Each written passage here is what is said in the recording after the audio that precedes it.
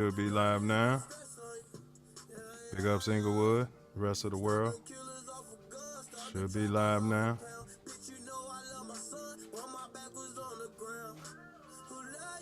Historically, lesser known scientists. Copyright disclaimer under Section 107 of the Copyright Act 1976. Allowance is made for fair use for purposes such as criticism, comment, news reporting, scholarship, and research. Fair use is a use permitted by copyright statute that might otherwise be infringing. Nonprofit, educational, or personal use tips the balance in favor of fair use. And y'all like, share, subscribe. Like, share, subscribe. In entering upon this course of instruction, each of you should, so far as possible, lay aside for the time being all previous theories and beliefs. By so doing, you will be saved the trouble of trying All the way through the show. to put, quote, new wine into old wineskins, end quote. Luke chapter 5, verse 37. If there's anything as we proceed which you don't understand or agree with, just let it lie passively in your mind until you have enjoyed the entire show. For many statements that would at first arouse antagonism and discussion will be clear and easily accepted a little farther on. After the show is over, if you wish to return to your old beliefs and ways of living, you are at perfect liberty to do so. But for the time being, be willing to become as a little child, for said the Master in spiritual things, quote, except ye become as little children, ye shall in no wise enter into the kingdom of heaven, end quote. Matthew chapter 18, verse 3. If at times there seems to be repetition, please remember, the Self Luv Show is a lesson, not a lecture.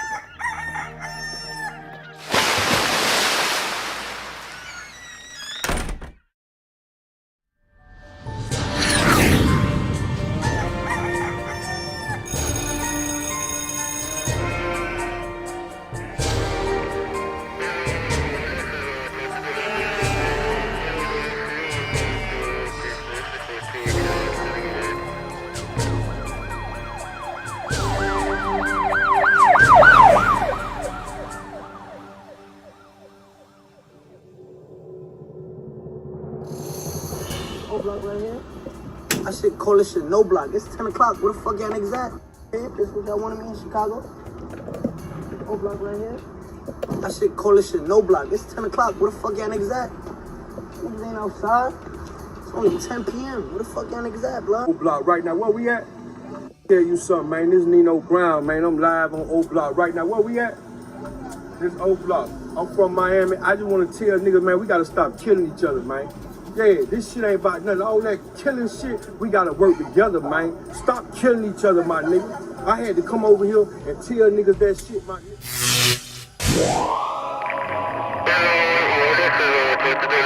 I'm right here, see where I'm at, I'm out here, Black Star Line cigars,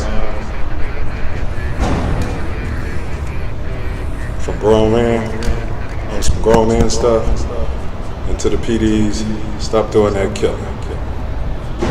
Please, stop doing that killing.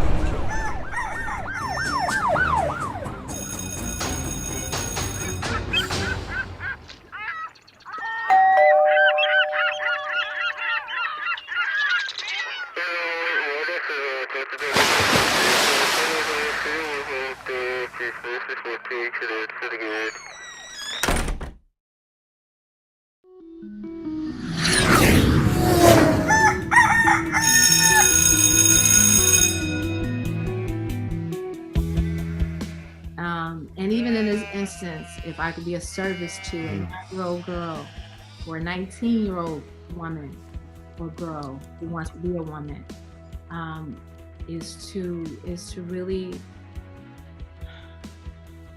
is to really remember that self-love is the best way that you can receive love from anybody else, because it's coming from you. A lot of times we forget that. We like look externally for this love. We look externally for this feeling of validation and adoration and approval, and it has to come from within.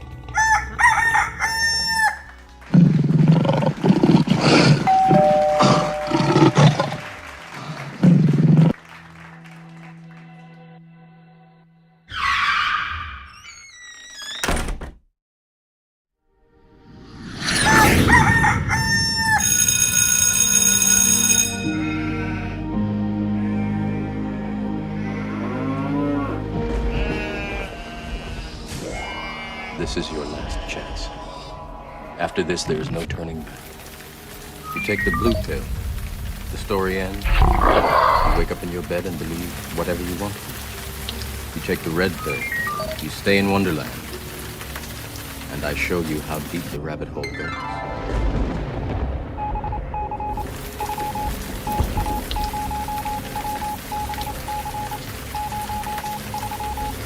Remember, all I'm offering is the truth, nothing more.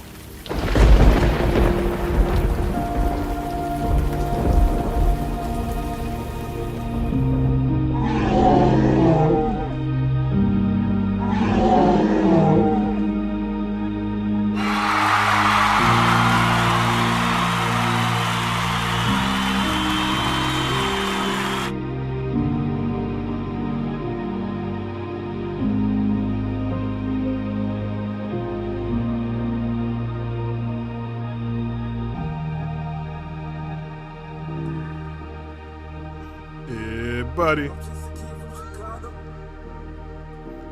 Chi-Town kids are black. Put those C's up for the shy, for the heezy. Self-love. Vision. Yeah, buddy.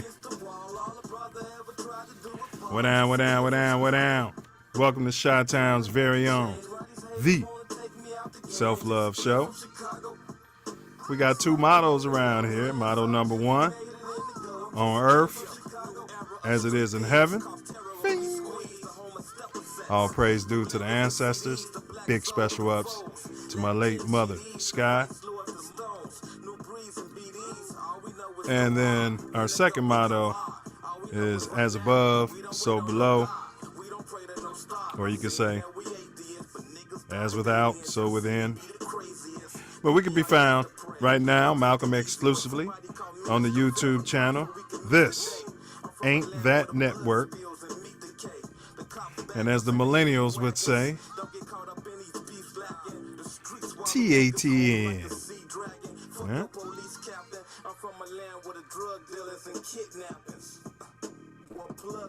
Huh? TATN. Huh? This is your co-host 9 Millie, also known as Self. And I'm just a kid from the Chi. What down, Chi-Town? What down? Repeat after me. I am greater than my excuse. I am greater than my excuse. I am greater than my excuse. Today is Hump Day,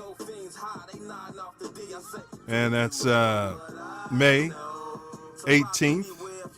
It's approximately 8:08 p.m. in the Chi. As always, we love to acknowledge that you cats can be any place in this magnanimous universe. And thankfully, we all scooter chose to be here together. Here together. What down, brother Wordsmith? What down, what you manifesting today, sir? Love. You know me, 9. I'm manifesting love. What you manifesting? Hey, much the same over here, man. Although, you know, white supremacy makes it real difficult sometimes. But pure, magnificent, magnanimous, often harsh, some say. Sometimes tough. But all the time, Love, brother. All the time, love. No doubt. Yes, sir. So what's been going on in your neck of the shy, bro?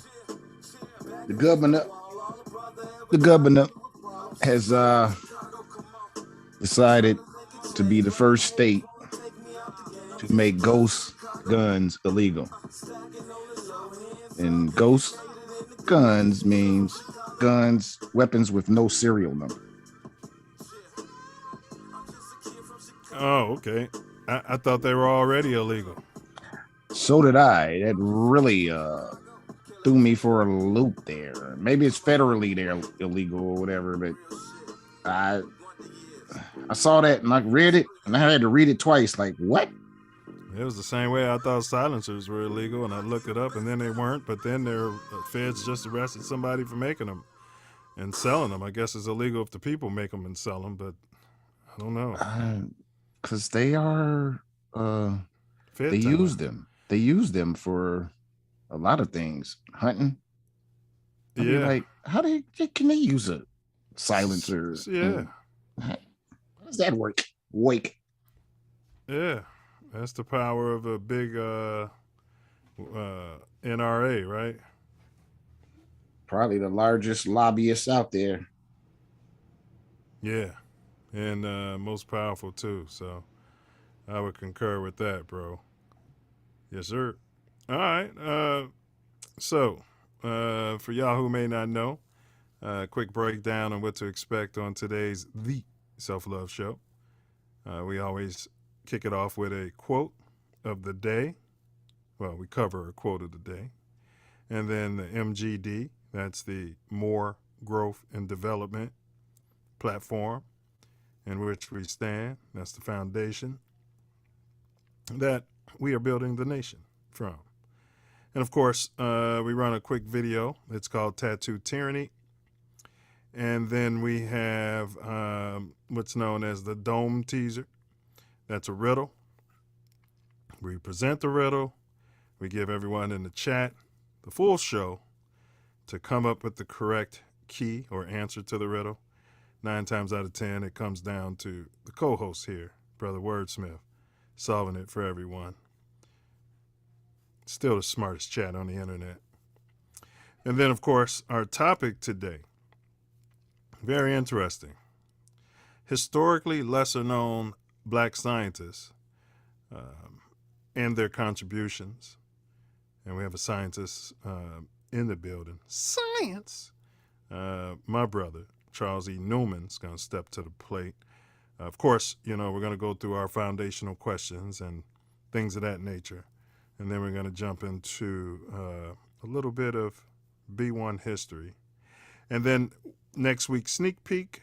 And then, of course, we ended on my personal favorite part of the whole shebang. And that's where this brother to my right, Brother Wordsmith, summarizes everything in a nice bit of prose, off the rip, off the top of his dome. And it's a work of genius. So, but any announcements out there, fella? Next week, Yeah. my daughter graduates from 8th grade. Wow. Gabrielle Noel Smith. Daddy loves you so much. Wow. I can't even remember the graduation Pomp and Circumstance song. Dun, dun, dun, dun, dun, dun. That sound like Star Wars. I think I'm singing Star Wars. It's close. Hey, congratulations, Gabber. Definitely proud of you, and we know this is just one step on of many. So. Yes, and so I will be broadcasting from Houston next Wednesday. Nice. Yeah, and enjoy the ride, daughter and father. Enjoy the ride. So, all right, big ups. That's big ups, and pat yourself on the back, and of course the mom on the back as well, because graduation means you guys are doing something right. All right, so here we go. Now, great announcement. So now, RIP to the victims of Buffalo.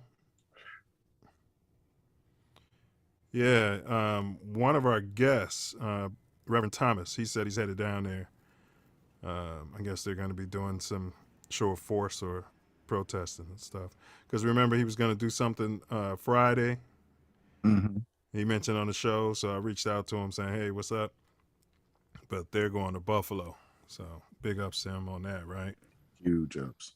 And so you guys know I'll drop the cat out of the bag. We're going to cover that next week once Self and I get a little more information. We rarely jump right out on a topic like that.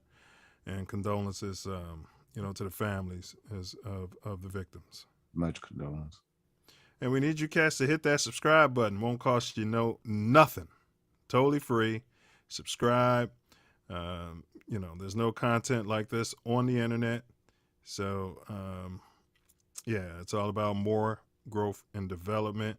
The more subscribers we get, the closer we can get to our ultimate goal, which is to spark change locally and internationally. So, big ups to all the subscribers and all the future subscribers. And if we have any scientists in the building, we want to hear from you. Type it in the chat. Also, we'd like to know locally where you might be located. Let us know where you're chiming in from on the Self Luv Show. We pin the call-in number in the chat, so once our guest comes in and we start the Q&A, we encourage you guys to type in your questions. If you have any commentary, you can call that number. It is troll-free, but, standard messaging and rates do apply, but trolls get holes, so, call in with some respect. Respect yourself when you call in. And then, of course, enough of my rattling. I'll hand it over here to Self to handle his business. And Brother Newman, just chill out in that cream room for a minute, and we'll get you in here shortly. Thank y'all. Welcome to the Self Luv Show, where today we'll be breaking down historically lesser known Black scientists and their contributions with Brother Charles E. Newman. It's going to be a great show. Welcome. Please like, share, subscribe, hit the bell, share far and wide. Let's get this information to our people. As always, we have a very important video that I want you to check out. It's the Moor Growth and Development platform, which we are building the Self Love Nation off of. It's very, very important. But before that, we have the Self Love Show quote of the day. Nothing is done in a vacuum. We must all stand on our forefathers to better ourselves and the world around us. Nothing is done in a vacuum. We must all stand on our forefathers to better ourselves and the world around us. Sir Isaac Newton. And check out the Moor Growth and Development platform. Silverback Moor Growth and Development platform. Number 1, repair our nation via reparations. We demand our silver back. Number 2, to connect our breadwinners with our activists. And 3, show an accurate depiction of African American Chi-Town. 4, to shine a light on positive influences. 5, heal our community one person at a time. 6, to provide an unfiltered platform for our influencers. 7, recycle the Black dollar. 8, to provide mentors for the mentorless. 9, to close the gap between us and our pink kinsmen.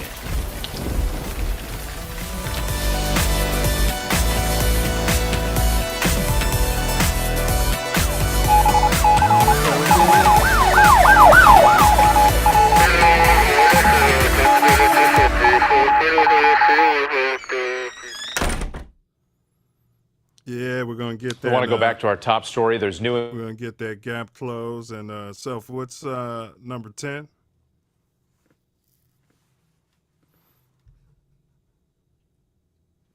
Mic check. Oh, you're on mute.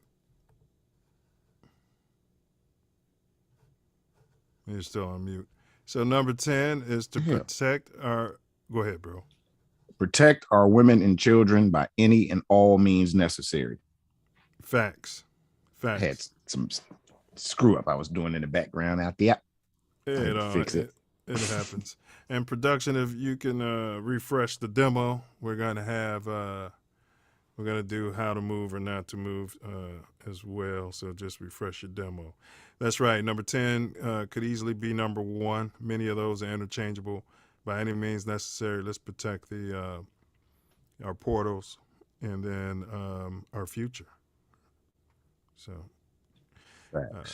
for anyone who missed last week's show, rest in peace to the late Kevin Samuels. We did a show called The Curious Case of Kevin Samuels, Asset or A-Hole. Yeah, I was pretty pleased at the response to what most people thought, but hey, everyone's entitled to their opinion and how they feel, their perspective. Facts. Yeah, all right. So you guys get a chance, go ahead and check that out. And I'm sure you would enjoy it, huh, Self? Absolutely. A lot of information. Absolutely. Lots of information. It was great conversation. Yeah, some food for thought. Yeah. All right, you guys, and like, share, subscribe. As Self Love mentioned, today's topic is historically lesser known Black scientists and their contributions. We're proud to have Charles E. Newman, and they're not giving out chemical engineering degrees at the University of Illinois, are they, Self? Nah, not at all. They don't give out any degrees there. I mean, you got to earn that thing. Yeah, but engineering, I mean, it's one of the top engineering schools in the country, and I would say for public, what, top 3 easily? Yeah, it's it's historically. Yeah. Since I was there, it was number 2 when I was there. Yeah. So, and this guy, nailed it. So big ups to him. All right. So, but let's go ahead and move forward, you guys. Like, share, subscribe. I hear you pushing buttons. What's going on out there? Got some crapulous stuff going on my... All right. Well, go ahead and handle your business. So you guys, make sure you're liking, you're sharing, you're hitting the thumbs up. Comment in the chat. We got Joe Weezy in the building from the west side of the Heezy. I think I asked him if he prefers Uncle Remus or Harold's. See if he responded. Of course, he says Remus. Yeah, they lured that Uncle Remus out there on the west side, huh? So, and when you're used to what you grow up with, you know what I mean? It's hard for somebody to tell you that it's, especially when most of your experience was in Theta. We ought to buy both, Self, and open them up right next door to each other on the west side and on the south side and see what happens. All right, then we got your club. Cake says Daddy chiming in from the south suburbs of the Chi. All right. Yo, Cake. All right. Just had a birthday recently. Yeah, he did, didn't he? Yeah. Happy belated, Noop. Happy belated. Thanks for your support. All right. So, Self, let's get it going because we got a guest waiting. So, we got, Buffalo in shock. So, let's go ahead and run that, will you? We want to go back to our top story. There's new information tonight on the mass shooting in Buffalo. At least 10 people were killed. Let's get back to ABC's Alex Boucher in Washington. Alex. What we're learning late tonight, the Department of Homeland Security Secretary Alejandro Mayorkas has been briefed on this as the FBI prepares to investigate this shooting as a possible hate crime. Also brief Attorney General Garland and also the president. But investigators are going to be pouring through multiple online posts that this alleged shooter made, some reportedly praising South Carolina shooter Dylan Roof and others praising the New Zealand mosque shooter. And also late today, we're getting a statement from the NAACP, President Derek Johnson, saying we are shattered and extremely angry and praying for the victims' families. Whit. All right, Alex, thank you. And tonight, Buffalo's mayor describing that mass shooting as the worst nightmare any community can face. We're also getting haunting images from the scene. Bystanders you see here comforting each other beneath an umbrella. Teams of detectives now collecting evidence. We know that a young man dressed in military fatigues and a helmet opened fire with a rifle. Again, 13 people were shot, 10 killed, among them a retired Buffalo officer working security. The suspected shooter is in custody now. Police say he's 18 years old and traveled about 200 miles to the supermarket. Law enforcement sources tell ABC News they're looking into whether he had extremist views cultivated online. Their investigation, of course, still in the early hours. So many unanswered questions. Hi, everyone. George Stephanopoulos here. Thanks for checking out the ABC News YouTube channel. If you'd like to get...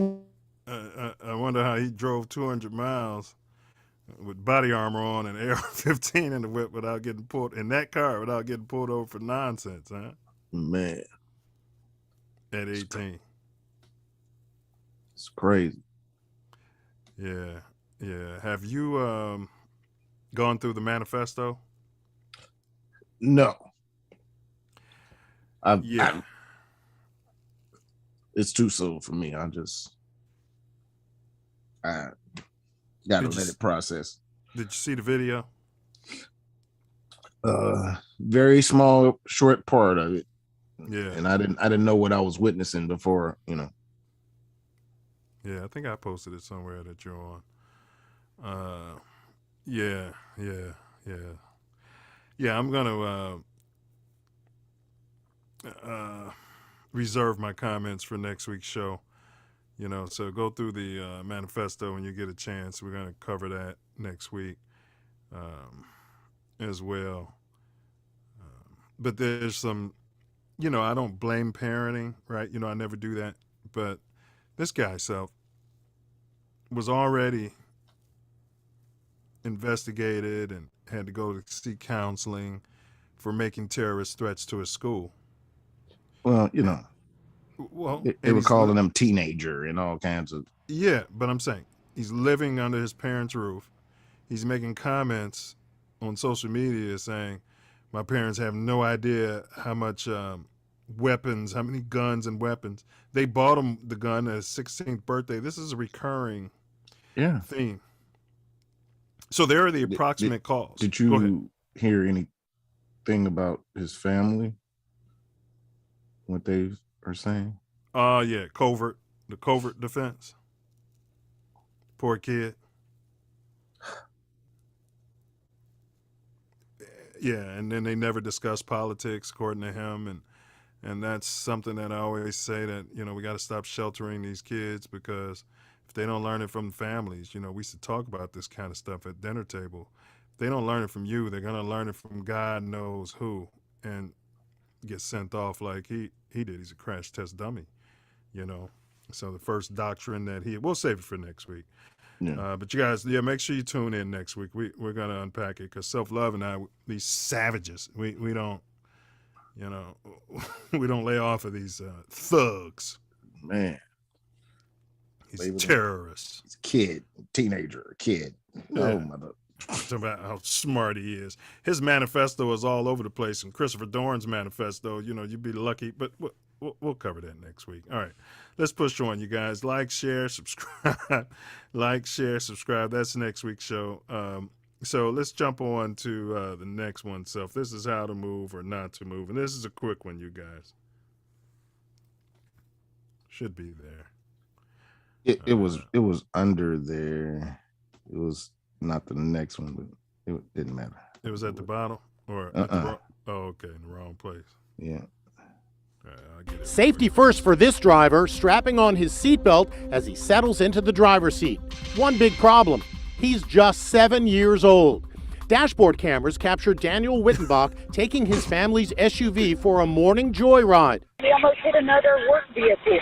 It was a boy, a child. He's driving the wrong way into oncoming traffic in Middletown, Ohio. Cars swerve to avoid young Daniel, who's a decade shy of getting his license. Oh my. You can hear him playing music along the way. But then the inevitable happens. He hits a median and slows down. Another driver tries to help, wrapping a shirt around his hands, trying to smash in the window. Only then does Daniel think he's going to get into trouble.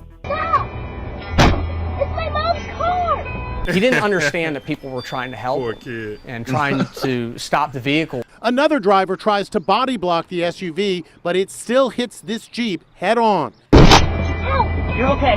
You're okay. Daniel wasn't hurt and remains blissfully unaware of the danger that he was in. So where was he going? His only response was, "Oh, I just wanted a slushie from Speedway." Turns out his parents keep the keys stored high on a wall, but Daniel's a climber. I'm just thankful that he's alive. He put his seatbelt on and everything, bro. Man, safety first. Hey, this couldn't have happened, bro, if they had if we were still driving manual shifts. Manual. Definitely would not have moved Yeah. anywhere if it was a manual shift. That's a fact. Yeah, it's getting too easy for these kids to just jump up in the whip. He said he was going to get him a slushie, bro. Yeah, I just want a slushie. I mean, come on. He couldn't have jumped on his big wheel or his bike or something and tried to get down there? A lot of these kids don't have any of that anymore. They play sports on the computer in the game. What is that? You can get a degree in it too. Yeah. Scholarships. What's it called? Oh, I don't know. But I know you can get gaming scholarships to college. Yes. But I don't know which game you're talking about. Ask the chat. They might It know. wasn't a game. It was the whole cyber sports thing where you could get a degree in it. Oh, yeah. Yeah. Well, I don't know if you can get a degree in cyber sports, but I know you can get a scholarship to college. Right. I'm trying to think of the degree it is, though, whatever it is, what they're calling it. Dang. Sports? Yeah. Yep. Yeah, but it's not a degree, bro. It's just it's like you don't get a degree in basketball when you go play basketball in college. You know you don't get a degree in that. Right. So yeah, Right. it's just, yeah. So yeah, It's a means to get to college. Okay. Yeah, it's a means to get the degree. Yeah. Yeah. We covered that on Mouthpiece Included. Mhm. That's why I'm so well versed on it. All right, but we got our guest ready, man, and I had fixed it, but Do the riddle? yeah.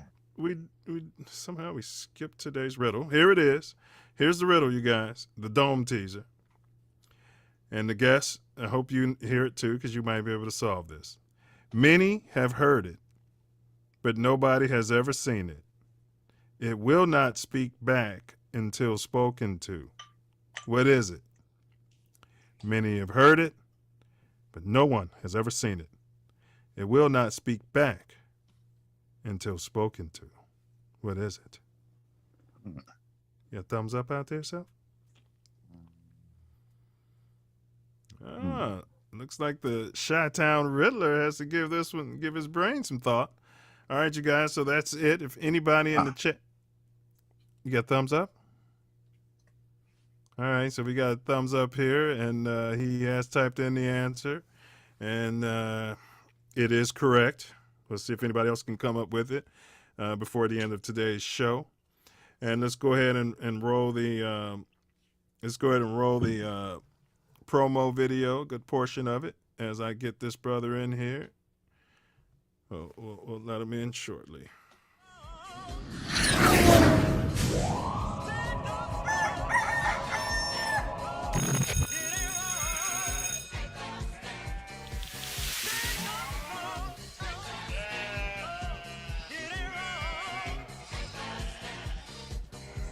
So, great show next week for the 18th on the Self Love Show.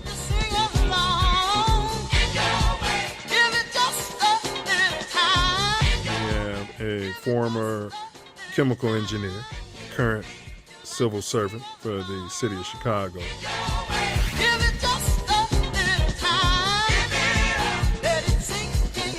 My brother, Charles Newman. And we're going to unpack a whole lot. So the next time you're escaping a hot day inside your cool house, don't forget to thank Lewis Latimer. Been waiting a long time for this conversation. What say you, Self Love? Marie Van Britten Brown. Did you know that the first home security reduce that system was volume, invented by a black nurse? Meet Marie Van Britten Brown. Although she was a full-time All right, coming to the building, as we mentioned, University of Illinois, Greater Beta Chapter, grad. And I'll be reading this for quite some time, so we're just going to give you some highlights. Environmental specialist, chemical engineer, process engineer, operations engineer, process specialist, technical support engineer, process simulation support engineer, process simulation trainer, HYSYS simulation trainer, chemical process troubleshooting, HAZOP leader, that's HAZOP leader, process monitoring skills, process startup specialist, process shutdown specialist, this one I'm proud of, STEM advisor, Kappa lead, chemistry instructor, calculus and physics tutor, process design engineer, thermodynamics tutor, research scientist, packaging engineer. I'm just happy I was able to read all of that and pronounce everything somewhat correct. You know what I'm saying? And he's also currently a civil servant with the Metropolitan Water Reclamation District of Greater Chicago. And I might say Greater Beta Nupe as well. Yeah, so he's done the gambit. We can go through this, but you guys, this is a great man. He's also studying right now to be a captain, ship's captain. Well, you know, he's getting his captain's thing. You know what I mean. So let's get him going here. Let's make sure he's not on mute. Has to unmute there, and Self, go ahead and do your thing. Our brother, I want to thank you for your support, because I always see you pop up asking questions in the chat. Thank you so much, man. I appreciate you for doing this. This is an honor, and it's going to advance and expand the Self-Love Nation. Brother Newman, thank you for doing this. It's my pleasure, and my pleasure to be here. Yes, and looks like you're out of space, which is appropriate for you. All right, so yes, I thought that would be good, apropos. Apropos, yeah, easy for you to say. Hey, Noop, I wanted to, promote something for you, but what would it be? Are you promoting Beta Links or? Well, yes, Beta Links is actually going to be on July 16th, and it's going to be at the same place, the Glen Woody Golf Course. We are a few weeks earlier than normal because we had to go with what they had available. And I'm not heading the chairmanship of it. In fact, I hear that Cake is actually doing the being the chair or assisting the chair, but I'm not sure. So that's going to be July 16th, and I hope the brothers can come out, and people that are not members of the fraternity just want to come out and support the Beta Links and support scholarship. Please come out and do so. Well said, and and you might want to, you could smack some balls around, get your foursome, and I think you can buy some whole signs, and yes, and absolutely, advertise your business. I've been there, and it's a great time. Food, drink. You know what I mean? Yeah, so good times, good times. And even if you don't want to golf, we have have it set aside where there's places where you can drink and be merry. Absolutely. Enjoy the food and, have your own little party. Oh yeah, the clubhouse. And my better half said, "Hey y'all, what's up, baby?" Hey. Boke 3-pack said he's assisting the chair. So I guess that's Kate. Okay. He's in the chat. Yeah, he's assisting. Okay. The chat, so all right. So yeah, and I want to echo what Self Love said. So thank you for doing this. And as you guys may know, the point of what we're doing is we're giving voices to the voiceless, so to speak. This will go up into the cloud, into perpetuity. So those that come behind us, can actually hear what times were like from your perspective. We're not a debate format. What times were like as you were growing up, and then we'll get into the topic as everyone is waiting on. We're going to discuss some Black scientists who probably should have more notoriety. Maybe some of us have heard of them, some of us haven't, and then we'll know what they could do. So, all right. So the first segment, or what they've done, I should say. So the first segment is about your early life. So when and where were you born, and if you can briefly describe, what it was like coming up in that area during that time period. Okay. Well, I was born in 1961 at Lewis Memorial Hospital. The hospital is no longer, but that's where I was. It's on the south side of Chicago. Now, when I was growing up, the south side where I grew up, I spent the first few years really on 63rd and Ingleside. And it was living in somewhat of a multi-generational household, meaning I was there with my grandfather, my grandmother, my great-grandfather, and my parents. And it was a pretty big house.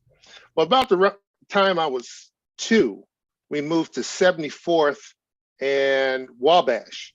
And then I attended St. Columbanus Catholic Grammar School, on 71st and Calumet. My grandfather had a barbershop just only a few blocks away. So I spent a lot of my time after school with him.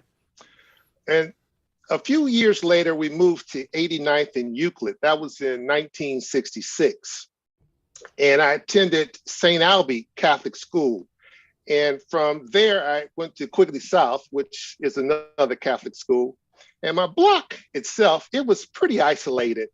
And we didn't have any gangs around. There was very little violence. And I didn't get into trouble. And my friends were pretty much the same way. All right. That's fair enough. 63rd and Ingleside. I think Chance the Rapper grew up on 61st in Ingleside. Oh, wow. Yeah. All right.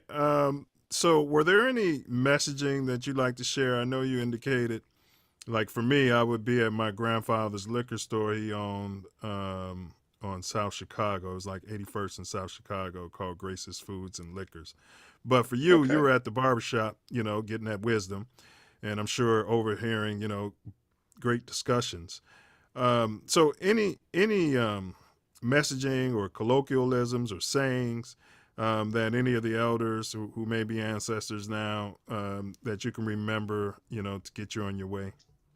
Right. Well, not necessarily in the barbershop, but my great grandfather, he was the patriarch of our family. He was like the godfather. Nothing happened without his approval. I was too young to understand that, but I only knew I was his first and favorite great-grandchild. So my grandfather, my mother's father, and also my great-grandfather's son, was most influential with me.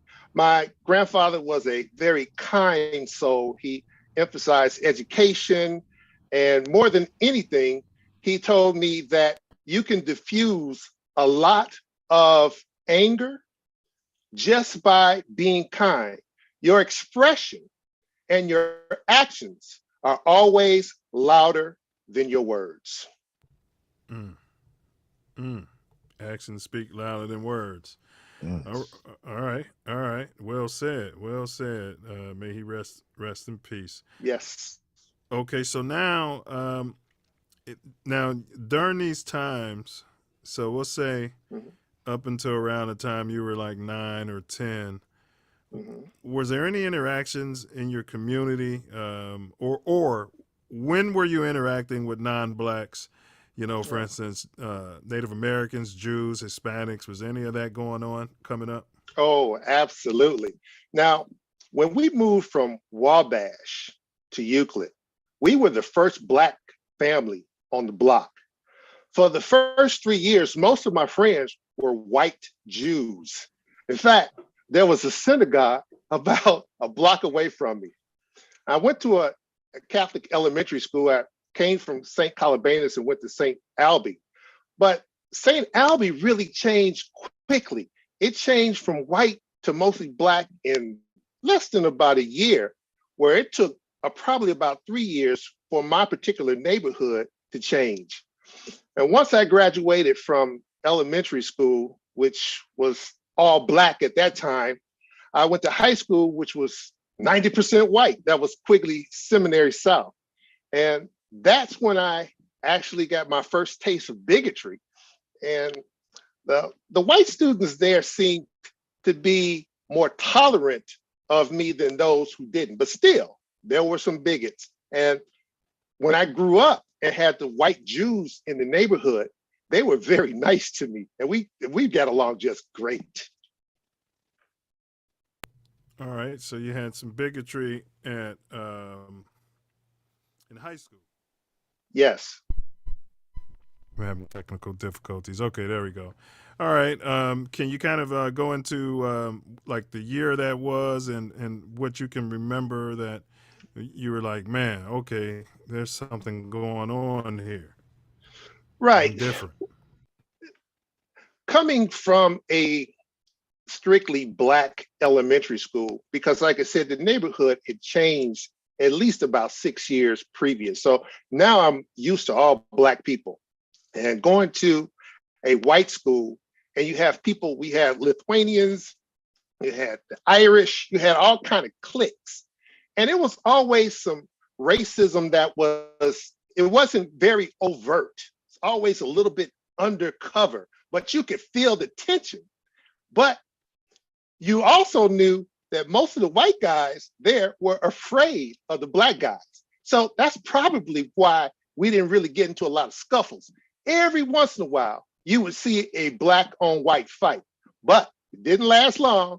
And to put it quite frankly, put them in their place real quick.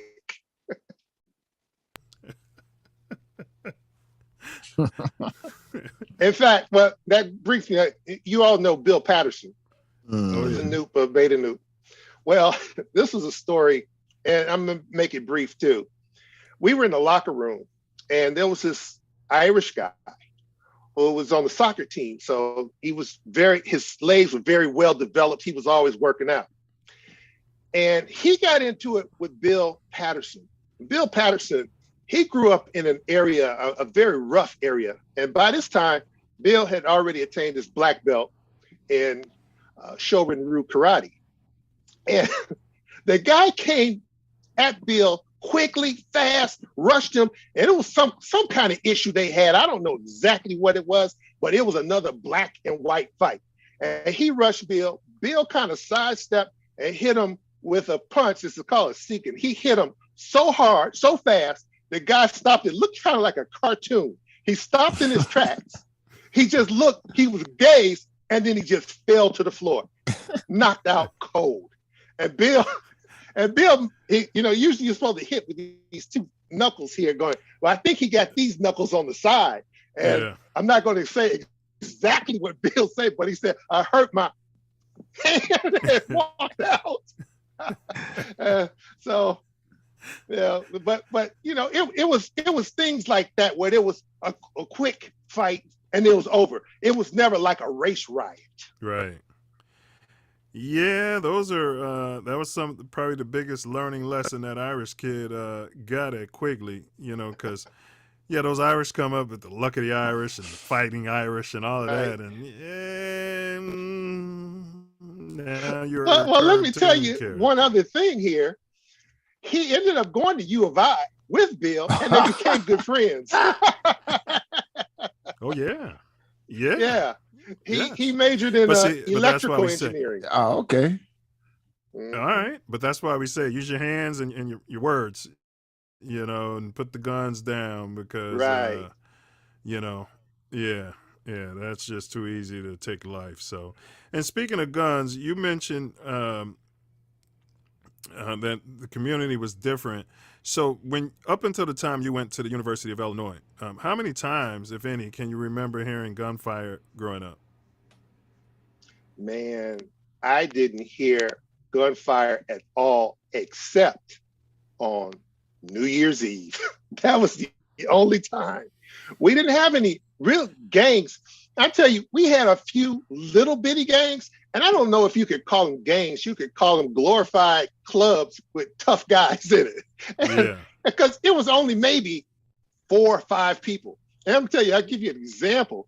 We had a gang that was around CVS High School, because this is the neighborhood I was in, and they were called the Burger King Boys. And the reason they were called the Burger King Boys is because they all worked at Burger King. Oh, they worked at Burger King. Okay. They worked at Burger King.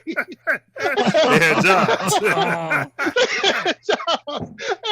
And if they got into a little scuffle, you could hear, oh yeah, the Burger King boys had a scuffle with the family, or the family had a scuffle with Grand Funk. And these were little, I'm like saying, 5 or 6 people in a gang. We didn't have like the Disciples and the Blackstone Rangers and stuff. I've heard about them, but they weren't in the neighborhood. Right. Right. The gangs in your neighborhood was actually flipping burgers. Yes. The Burger Gang. That's great. The Burger King boys. Ooh. Yeah, the Latin Kings over here, and you got the Burger Kings over here. So. Uh-huh. All right, so here we go. Great story. All right. When did you get a sense, though, to a man, like at whatever point in your life, when did you get a sense of things getting more violent or cutthroat in the city of Chicago? And then what do you think led to this dastardly development? Well, you know what? I really did. Like I said, my neighborhood was pretty well isolated. And I didn't really get a sense of what was going on until, and I have to say to my grandmother used to watch the news incessantly. I mean, that was her thing, the Dallas Cowboys and the news. And she would tell me things that was going on. And that's where I got all of my information, was from my grandmother. I never witnessed it firsthand. It was always third party, and she got it through the news. She didn't see it either. So I really didn't have any concept of growing up or being in a situation where I was at danger at any time. I was pretty naive for even during my teenage years. And when I went to Quigley, I had to go down 79th Street, but I was on the bus, well, until a sophomore year, because I did get a car. And then I kind of missed everything. I wasn't even on the bus. Yeah, but okay. But the city has changed. Your community that you're in has changed. So when did you personally get a sense that, this is different? Or Whole lot different. What's going on here? You know what I mean? Out here? Right. You know what I mean? Now I am hearing gunshots. Okay. Well, let me put it to you like this. Now, I live out in the south suburbs. And once I left my neighborhood, which was still a nice neighborhood, and went to college, I didn't come back. I didn't see anything. So that's a very difficult question to answer without having firsthand knowledge. Because after that, I was gone. I was traveling. I was getting promoted. I was going here. I was in Cincinnati. I was in Washington, D.C. I was in Newport News, Virginia, and wasn't nothing going on in Newport News, Virginia. Then I was in Houston, Texas, and I was in St. Louis. and I was in Creve Coeur, which was not really St. Louis. So it's, I mean, only thing that I really experienced was watching things on the news. And now with the internet, that's what I see. I'm not really in the mix. I've never put myself in that situation either, where I've had to experience that. Right. So it's just a very difficult thing for me to chime in on and really give you a good answer about the violence, because it's something that really I haven't experienced. That's fair enough. That's fair enough. All right. And so Self Love's got a couple questions for you, but I got one before he gets to his. So did you ever lose anyone to the trauma of the street violence, or maybe the prison system, alcoholism, or mental illness along your journey that you could think of? Yes, absolutely. Now, I had a very close friend. We grew up together. She was almost like my little sister. I mean, we go back to the point where I think she was probably 2 or 3 when we first really got together. She was my best friend's cousin, and they were always over on our block. Well, as she got older, I mean, she really turned out to be a very attractive young lady. And one day, her cousin called me and said, "Have you seen Tracy?" I said, "I saw her about a month ago. I saw her at the marina. I was down at 53rd Street or something. I saw her at the marina." She says, "Well, she's missing." I said, "Missing?" And I was kind of taken aback, because she wasn't the type of person that would just go missing. Lo and behold, what we found is that her boyfriend murdered her. And when I heard that, and when we finally found, it took some time to recover the body. She was buried in the Bobian Woods. Took some time to find her. But that hit home, and that was a traumatic situation for me. And being there at the funeral, knowing that, there was no body, the body was decomposed, and we, and we just really didn't get closure in it. It was just so surreal. It was just something that was unimaginable, and it hurt. I mean, it really hurt down deep to the core. Yeah, it's just some of the things we go through in life, and may she rest in peace forever. Before you go, the chat, brother Lawrence A. White said, "Yo, Charlie New." Hey, Dr. Law. Yeah, Dr. Law. And let's see here. I thought I saw something from Book 3-Pack. He said, "What is Alexa?" Cake said, "What is Alexa?" And then we got Ace said, "What's up?" That's to me. He said, "Just got home at 2 a.m. I guess he's back from traveling. Oh, and he's off to work. So yeah, big ups. All right. All right, Self Love, go ahead with your thing, man. Yeah, it's a whole lot. Whom do you credit for teaching you how to move effectively on the South Side and through life?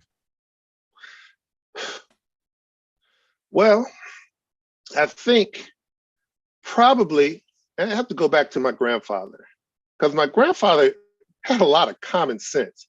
He made sure that I didn't put myself in harm's way. He made sure that I didn't go around the wrong people. When I say the wrong people, people that were always in trouble, people that were going to jail. We had this one guy on my block, come to think of it. I don't know what was wrong with him. He's always end up in jail. Well, he was a drug dealer. That's what it was. He wasn't trying.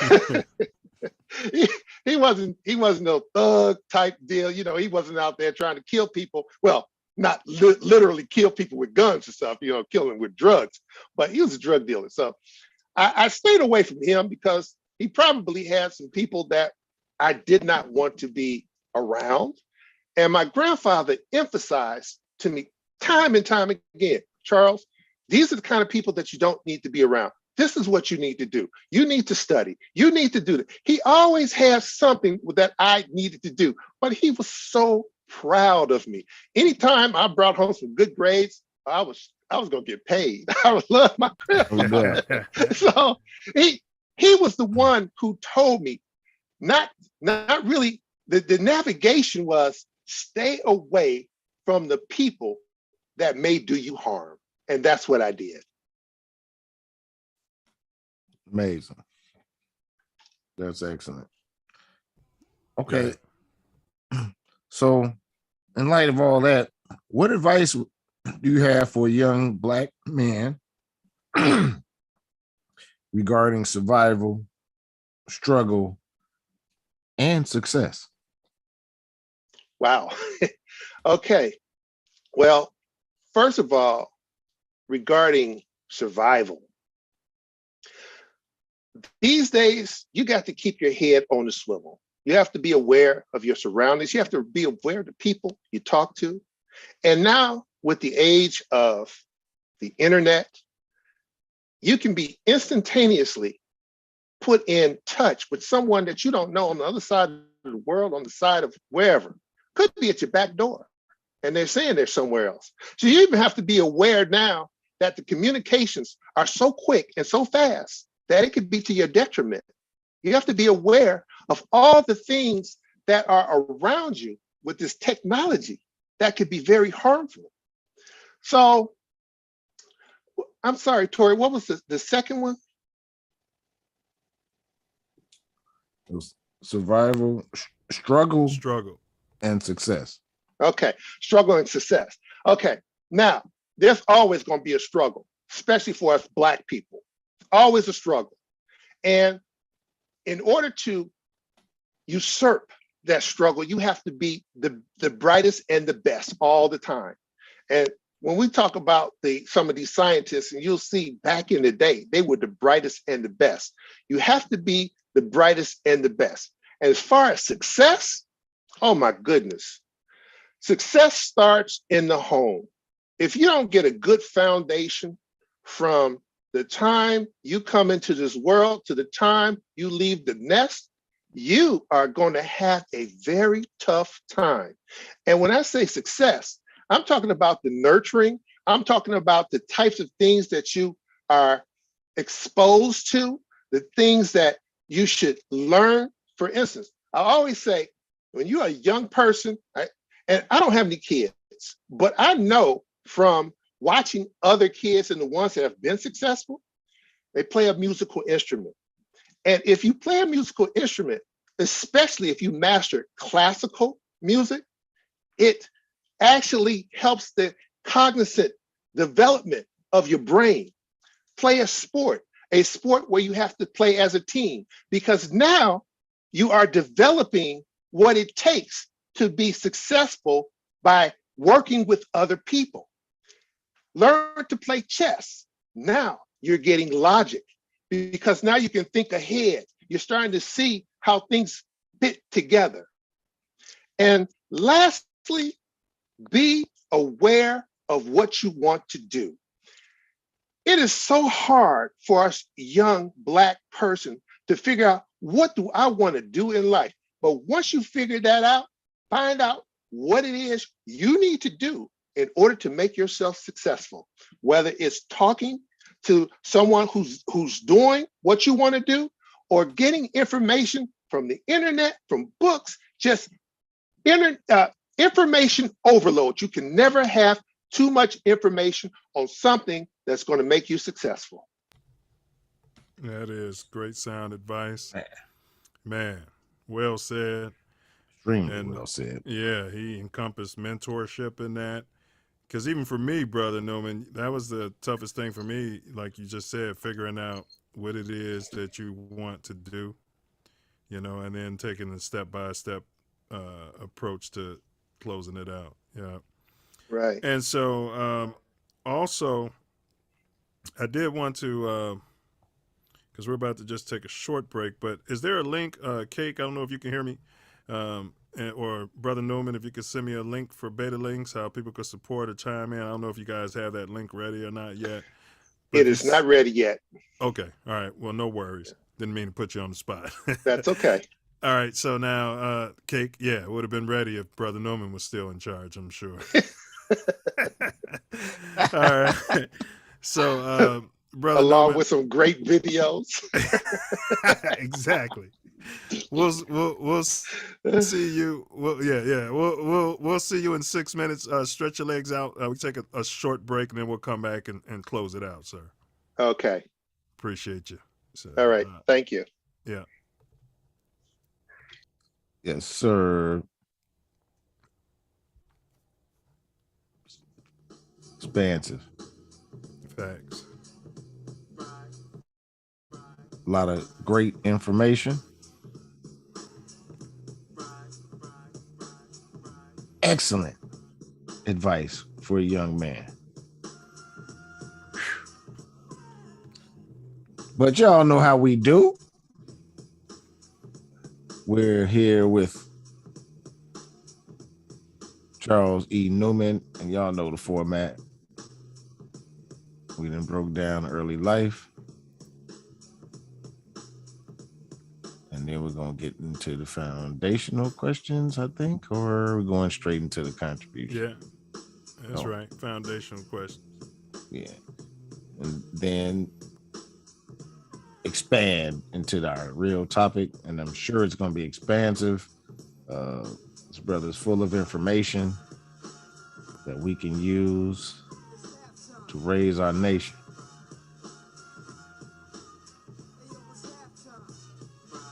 This halftime. It's halftime. Y'all like, share, subscribe. Great videos for you to check out. And as Nine said, like, share, subscribe, hit the bell. Tell everybody that you know, that who you want to excel, to listen in. Top off them water glasses. Top off your drinks.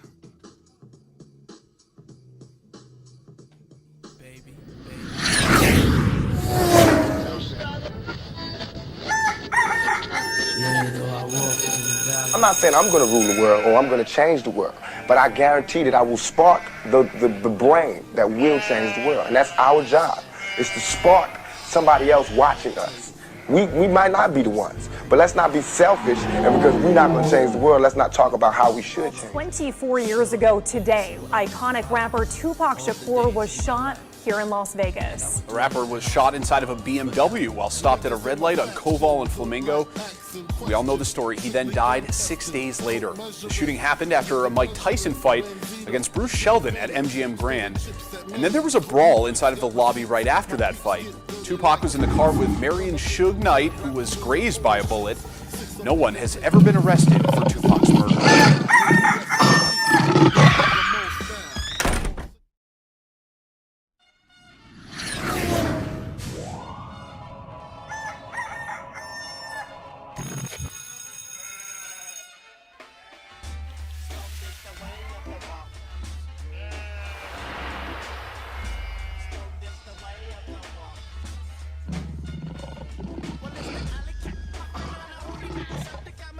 Hey, but John Jacobs, now still, you know, our group, we got a lot of, you know, professionals, and we got a lot of guys, you know, it's a good mix.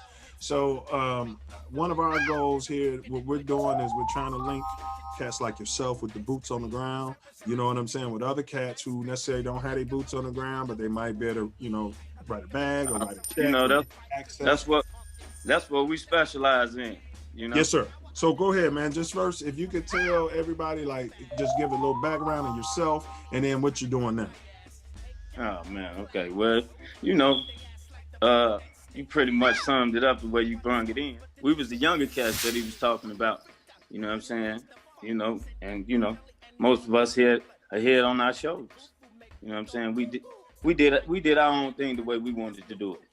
Simple as that, you know? And it wasn't no disrespect. You know, if we felt like you needed respect, that's what you will get. But if you disrespectful, you came in where we was and our turf, our land, or however you want to call it these days, you know, that was that, you know. But to a different story, you know, on the flip side, you know, it's a blessing that, you know, we made it this far. Yes, sir. Yes, So, sir.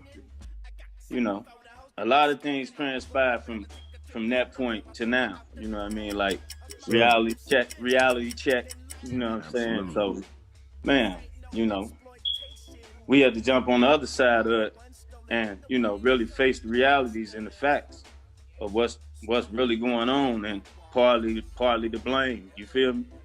So Yes, I strive every day now to, you know, uplift the community that I helped burn in so many years, you know. So, you know, that's where the outreach kicked in, you know. So them years back, you know. Hey, bro, I received that, but I know what you mean. I feel you. So I received that, you know what I'm saying? And one thing I could say though, man, like how y'all moved was you described it right. You know, it was respect. It was respectful. You know what I'm saying? And y'all, man, was like that first generation in my mind, and self-love, you know, check this, but that first generation of, you know, I don't want to call them renegades because they still have respect, you know, for the folks. Good. But it was the birth. It was a birth. It was a birth of us becoming new East Side landlords. You feel me? So with all that whipped in the pot, you know, you got the new East Side landlords coming on. So now you got bump, big ups, you know. Now you got G Herbo, big up, big up. You know, Euclid, 75th. Man, sitting on the porch all the time. You know what I mean? Come on, man. No doubt. You know that from then to now, we have elevated what we started. You know. Yes, sir. Yes, sir. And we support that. Hey, I go ahead if y'all got some more to add. Cause man, it's a blessing. This young brother is amazing talent. And thank you. And he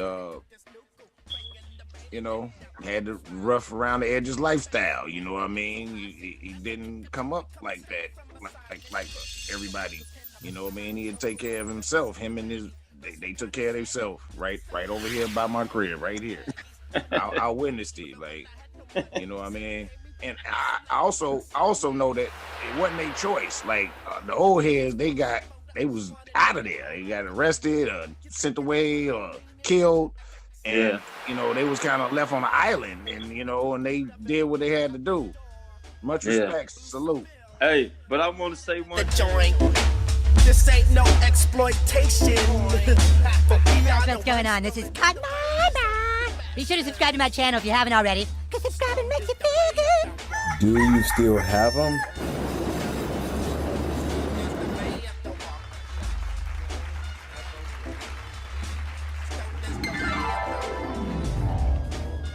Yes, sir.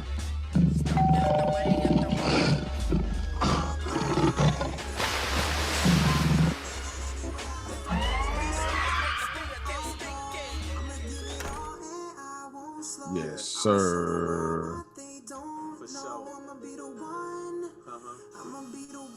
I am the one.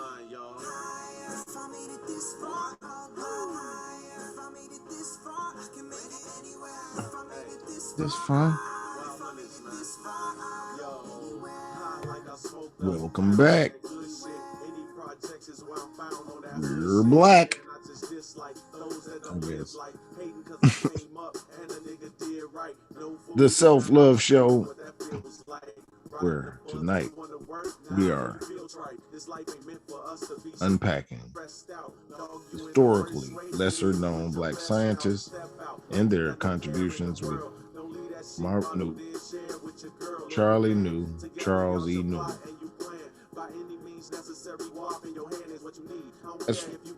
First, we broke down early life, and now we're going to get into the foundational questions, and then we're going to hear about these amazing scientists. Yes, sir. Hey, yeah, man, and great first segment. And you guys support Beta Links. All we're trying to do is educate black men on these college campuses, help them get some scholarship funding, and that's where, the money goes to. So I can personally speak that that's where the money goes. All right. And so, and Brother Newman, you said that's going to be July 16th, right? Correct. Glenwood. Yes. Okay. All right. So that's, you guys know what to do. And as soon as I get a link, I will be able to post that. I'll post it on this in the comment section in this video as well. And you guys, if you want to call in with questions as we move through here or comments, it's 424-900-6945, 424-900-6945. We're waiting for a troll to call in. Yeah, because it's troll free. Trolls get holes around here.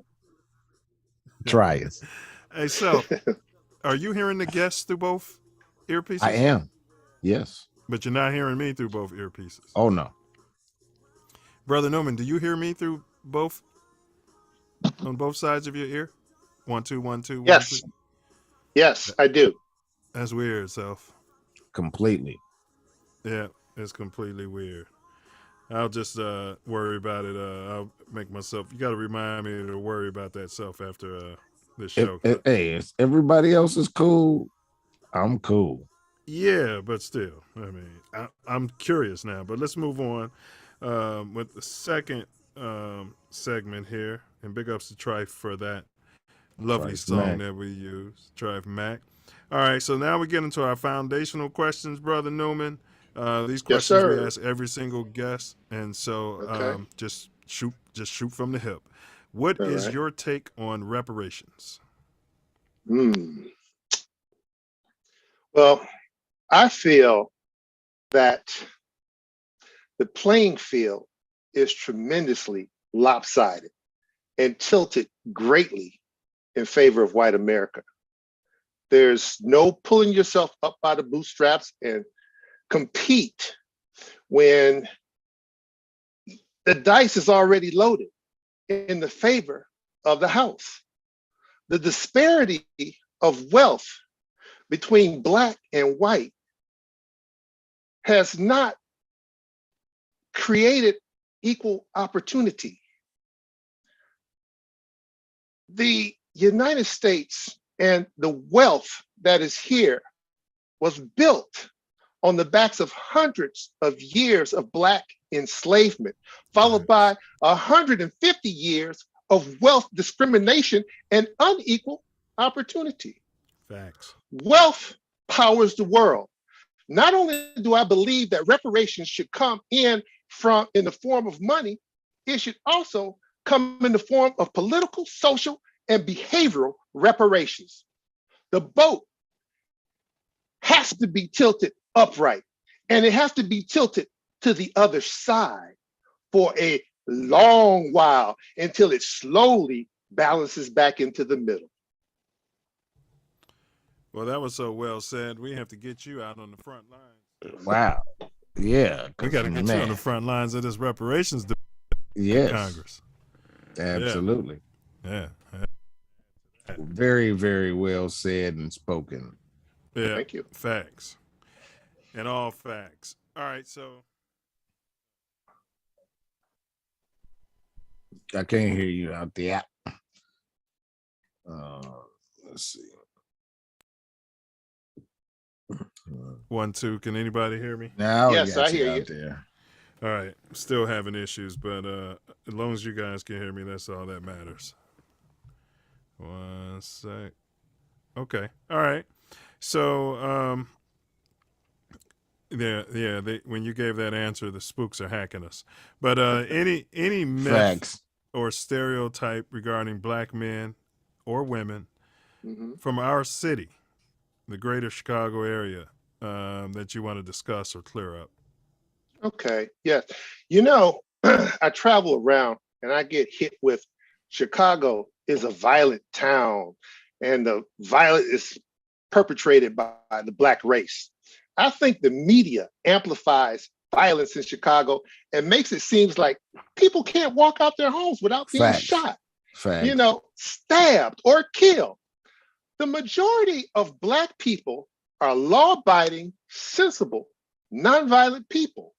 So all this crap about this violence in the Black community that is overtaking everything in our city is just a bunch of bull.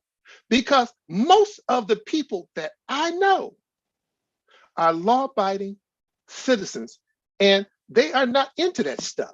You have a faction, that's for sure. There's always going to be a faction, but it is definitely not the majority of the Black race. I agree. And then that faction, their beef is usually contained amongst themselves. You know, you get some friendly fire or what have you, some innocent people get involved. But yeah, it's usually about business is what I'm saying. You know? Yes, I understand. Now, what would you like, and I probably should have had this as the second question, but outside of reparations, whether we have reparations or not, what would you like to see the descendants of the prisoners of wars, or some may call them slaves, what would you like to see foundational Black Americans do to pull ourselves together to kind of close that gap you were talking about between us and our pink counterparts? Wow. Well, besides reparations, of course, you're going to have education. Then you're going to have separation. Then you're going to have unification. And once you get to that point, you can start at the beginning, because once you have unification, then you can move in the same direction. Without moving in the same direction, all you're going to be doing is having one oar in the water in a rowboat, and you can go as fast as you want, but you're just going to go in circles. I know Self Love likes that separation. I might add separation first and then education. I'm not debating you, but I'd say separate first, then educate, and then what was your third one you said? Unify. Unification. Yes. The reason I'm saying separate is because we're being educated by those that we need to separate from to a certain extent. A lot of false education. Yeah, miseducation. Learning how to be civilians instead of being masters of our fate. Of the universe. Right. You have to learn about the enemy before you can conquer them. So I love the points, but I'm gonna lean with my 3 club on the order. I got you. Because man. Yeah, we don't debate. No, it's not a debate. There's just it's not a debate at all. Yeah, but it's the same tenets. We separate. That means we cut them educating us. Separate, then educate. You know what I mean? And we'll bring unification.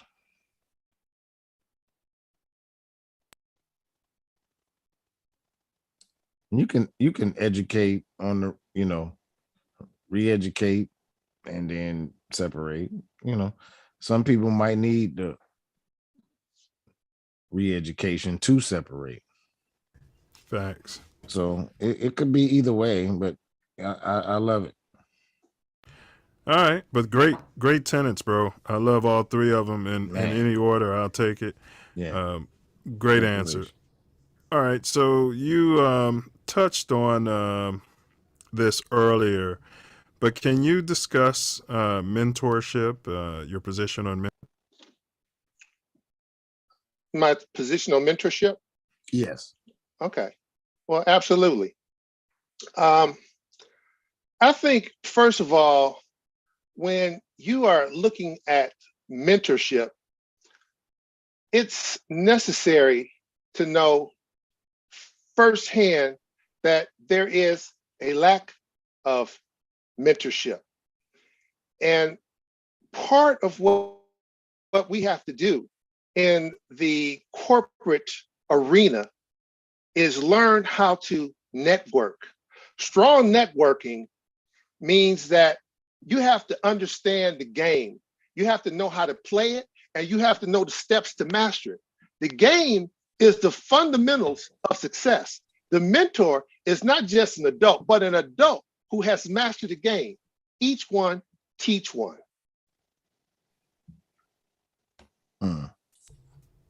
Well said.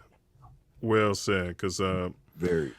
Yes. Yeah. You don't want the blind leading the blind around here. And earlier you mentioned information.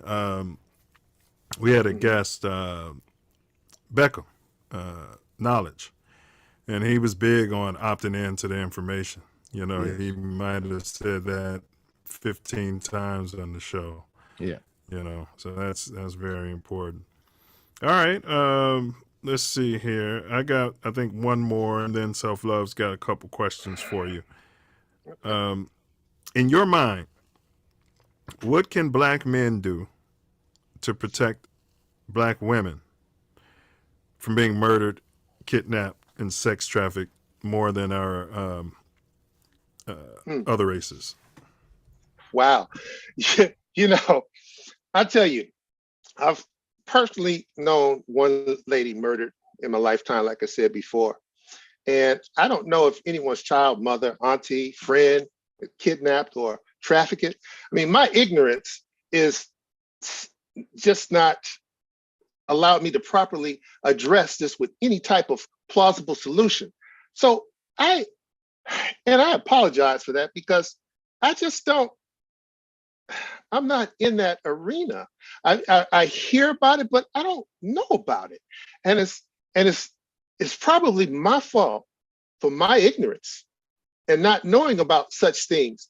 And because, you know, it's just like with murder and anything else. When it doesn't hit home and you don't know people that actually experience it, you don't pay as much attention to it. But it's very interesting because I'm starting to hear this much more than in the past.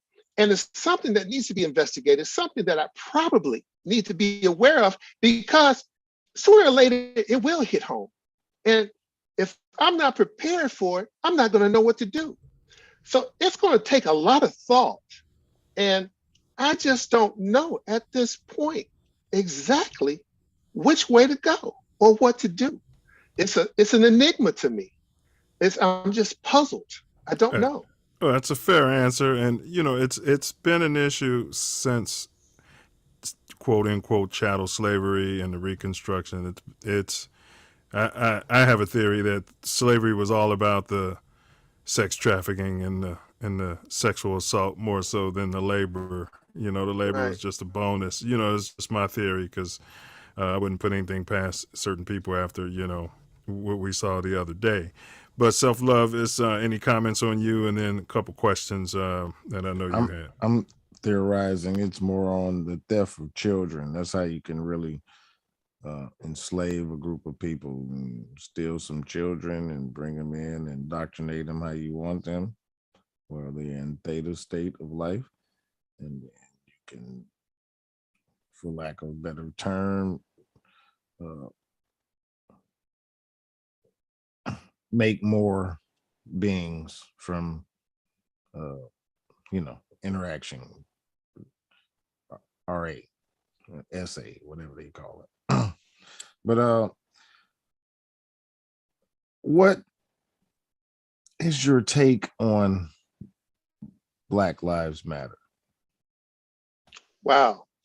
Black Lives Matter. You know, that's a very interesting term. And it's one of those terms that if you're not really in tune, you don't really get it.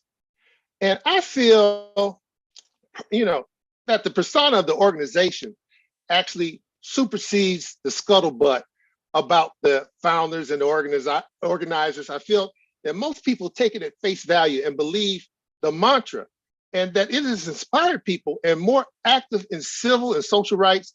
It is 3 words that inspire more so than anything else. I believe that those who continuously hear those 3 words, like any other social modifying trigger, will eventually believe it and take it to heart. Outstanding. And that's a great perspective, looking beyond the organization. Yes. Which is how we feel about the Hey, situation. and so before you go with your next question, Wakil L said one of his cousin's best friends was one of the 10 that was murdered. So in Buffalo, 6 degrees of separation. Oh, wow. 3 degrees. He said, we're at war. He said, we're at war per the 1492 edict from the Pope and has been indoctrinated into law here in the divided states of America. Spells it with 3 Ks. And then he says, yes, separation first, then re-education, then unification. And then I could probably say unification. We got to come together first, then separate, and then educate. But Self, go ahead. Any comments, and then your next question, or Brother Newman, if you got any comments on any of that too. Well, no, it's just when he said the Pope, and I think the Pope at that time was Pope Innocent. Innocence. Ain't that something? Ain't that the creator though? The creator put everything in place. Everything is in divine order. And we know the innocent, he was far from innocent. And you know what? I need to look up innocence in the Black Law Dictionary and actually see how they're applying it, because something else happened in 1492 as well, man. Constantinople or something. I don't know. I have to look it up. But something else happened in history in 1492. Yeah, it's all it's like a paper trail. They have written us out of history like it's crazy, like, because at some point there was all our people on the planet. So you're saying it's like breadcrumbs? Yeah, I mean they bring it along. They have appropriated themselves all the way to Adam, and like clearly they've not been here since Adam. There was one group of people on the planet, and they were not the minority that's on the planet now. I can tell you that part. All right. Well, we got a scientist on the show. They can probably, get you some evidence of that. But what's your next question, Self Love? Have you ever personally felt racism or police tyranny? If so, describe the encounter. Okay. Well, I was in my 30s and I was driving my late model sedan DeVille Cadillac.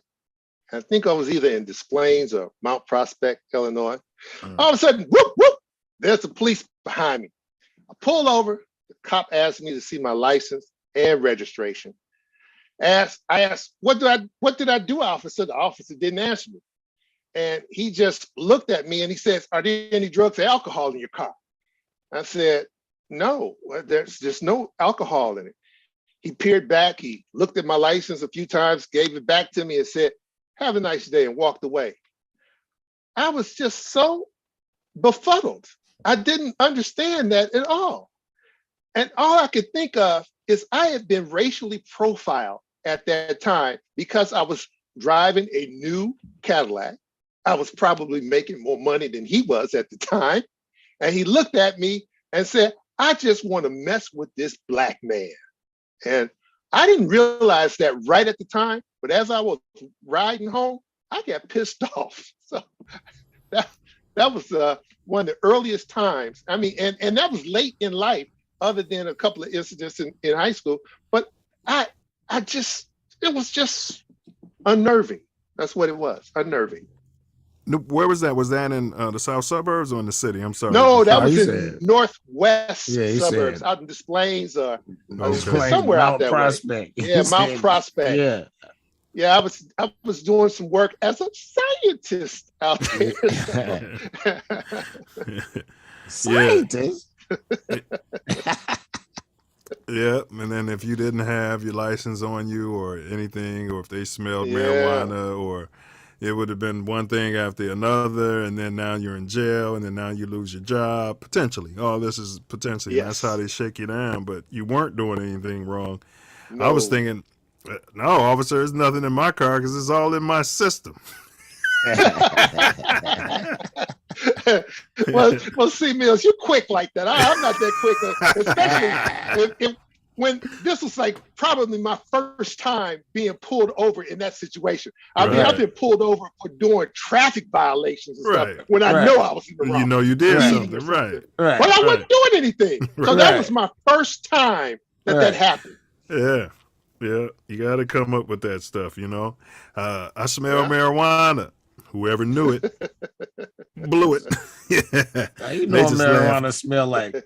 Yeah, they just laugh. Yeah, exactly. They just laugh. Maybe it's your upper lip, officer. They can get out of here. You know what I mean? All right. But you know, kids, don't try that at home. You know, this takes Not at experience. Yeah. No. All right, we're not trying to get anybody pistol whipped. All right, so here we go. You got to be able to read, like he said, playing chess. You got to be able to read your opponent. All right, but here we go. Here, we're going to shift gears and get more onto topic. And I appreciate you going through those questions with us. So, as a scientist, can you you describe or define the scientific method? I think it would be appropriate to start here. Oh, okay. The scientific method. Well, when you look at a problem, you always want to figure out a solution. So how do you go about that? First thing you do is you ask yourself, what do I want to know? You have to have a general idea or hypothesis of what to expect, but be open to something new because it may not be what you thought. Brainstorm any of the parameters you think may have an effect on the outcome. Then you construct an experiment, and that's based on your hypothesis. You manipulate the variables methodically or one at a time, and then you execute the experiment. You record your results, then you do it again. So it becomes very meticulous, very methodical. You do it again and see if you get the same results. If you get the same results, then you manipulate the next variable. You record your results until you run out of variables. And once you run out of variables, you say, do the results align with my hypothesis? If yes, then you draw your conclusions from your results. If no, you go back to the drawing board, reconstruct your experiment, and you do the procedures all over again. So it sounds like you'd have some sort of a hunch, right? Yes. And then you start going up, you write down what this hunch is. Then you start going through trial and error somewhat to see if you can confirm your hunch. Correct. Got you. So it's like if I said, if I slap 10 black men on the south side of Chicago, I have a hunch I might get shot or smacked back 8 out of 10 times. Right. I got you. Right. So then you go ahead and you try that experiment. Well, you hire a crash test dummy. Yeah, that would not be wise. Have you seen I'll sit the back guys? in the white coat. I'll sit back in the white coat and write the numbers down. So. Have you seen the guys that they're doing those pranks out there? what happens at times? Oh my God. Yeah. Kat Weaver said, hello, Charles. Oh, tell Kat I said, hey, how I could say, hey, Kat. All right. And thanks for your support, Kat. Please like, share, subscribe to this type of content every week. All right. So here we go here. We're going to move on and appreciate you breaking that down. Now, I know is that correct? Your degree was in chemical engineering? Correct. From UIUC? Okay. So can you describe what a day in the life, what a chemical engineer would be doing for any young ones out there who might be, like you said earlier, thinking about what they want to do next? Okay. I guess probably I would describe somewhat what a chemical engineer is. Well, a chemical engineer pretty much is like a chemist on steroids. Chemists work in a laboratory and on a very small scale. Chemical engineers, their laboratories are usually large production plants where chemists may have a test tube mixing a few hundred millimeters of something, some kind of chemicals together to get a result. A chemical engineer, they're going to have, their test tube is probably going to be 20 to 100 feet wide and a couple of 100 feet tall. And their main task is to deal with the dynamics of producing products in mass quantities. And you consider heat transfer, selectivity, chemical reactions, separations, and mass transfer. And those are a lot of buzzwords there, but that's what a chemical engineer does. He takes those bench experiments and says, how can we make money with them by producing them in a large volume and in mass production? Okay, I get it. I see. I never knew that difference. So you learn something every day on the Self Love Show, that's for sure. All right, and then what are the qualifications for such? Okay. Well, first of all, you have to have a minimum of a Bachelor of Science in Chemical Engineering from an accredited university. This includes being proficient in mathematics, chemistry, physics, and the application of engineering concepts. That's it in a nutshell. Okay. All right. Appreciate that. Appreciate the conciseness of your response on that one. Okay. All right. So now, I understand that you personally developed a solution for a company. I don't know if you could talk about it, like if it was proprietary, but it aided our society in a big way. Can you talk about that? Okay. Yes. In fact, I had several what I call serendipitous discoveries. You know what serendipity is, meaning I was looking for one thing and discovered something else. Well, the first one, while I was employed as a research scientist back at the Naval Research Lab, I was tasked to find how chemical warfare agents adsorb and absorb into military aircraft ship surfaces. So I successfully quantified the sorption and in the process discovered how to effectively decontaminate the surfaces of those insidious chemicals at the same time. So therein lies the serendipitous portion of it. I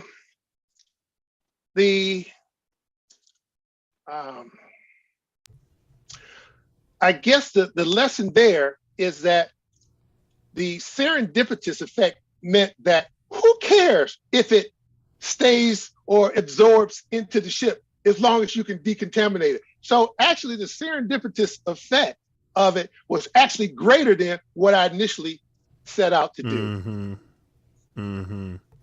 You know, and I think, and if you want to go on, that's fine. And I think that I haven't read this somewhere.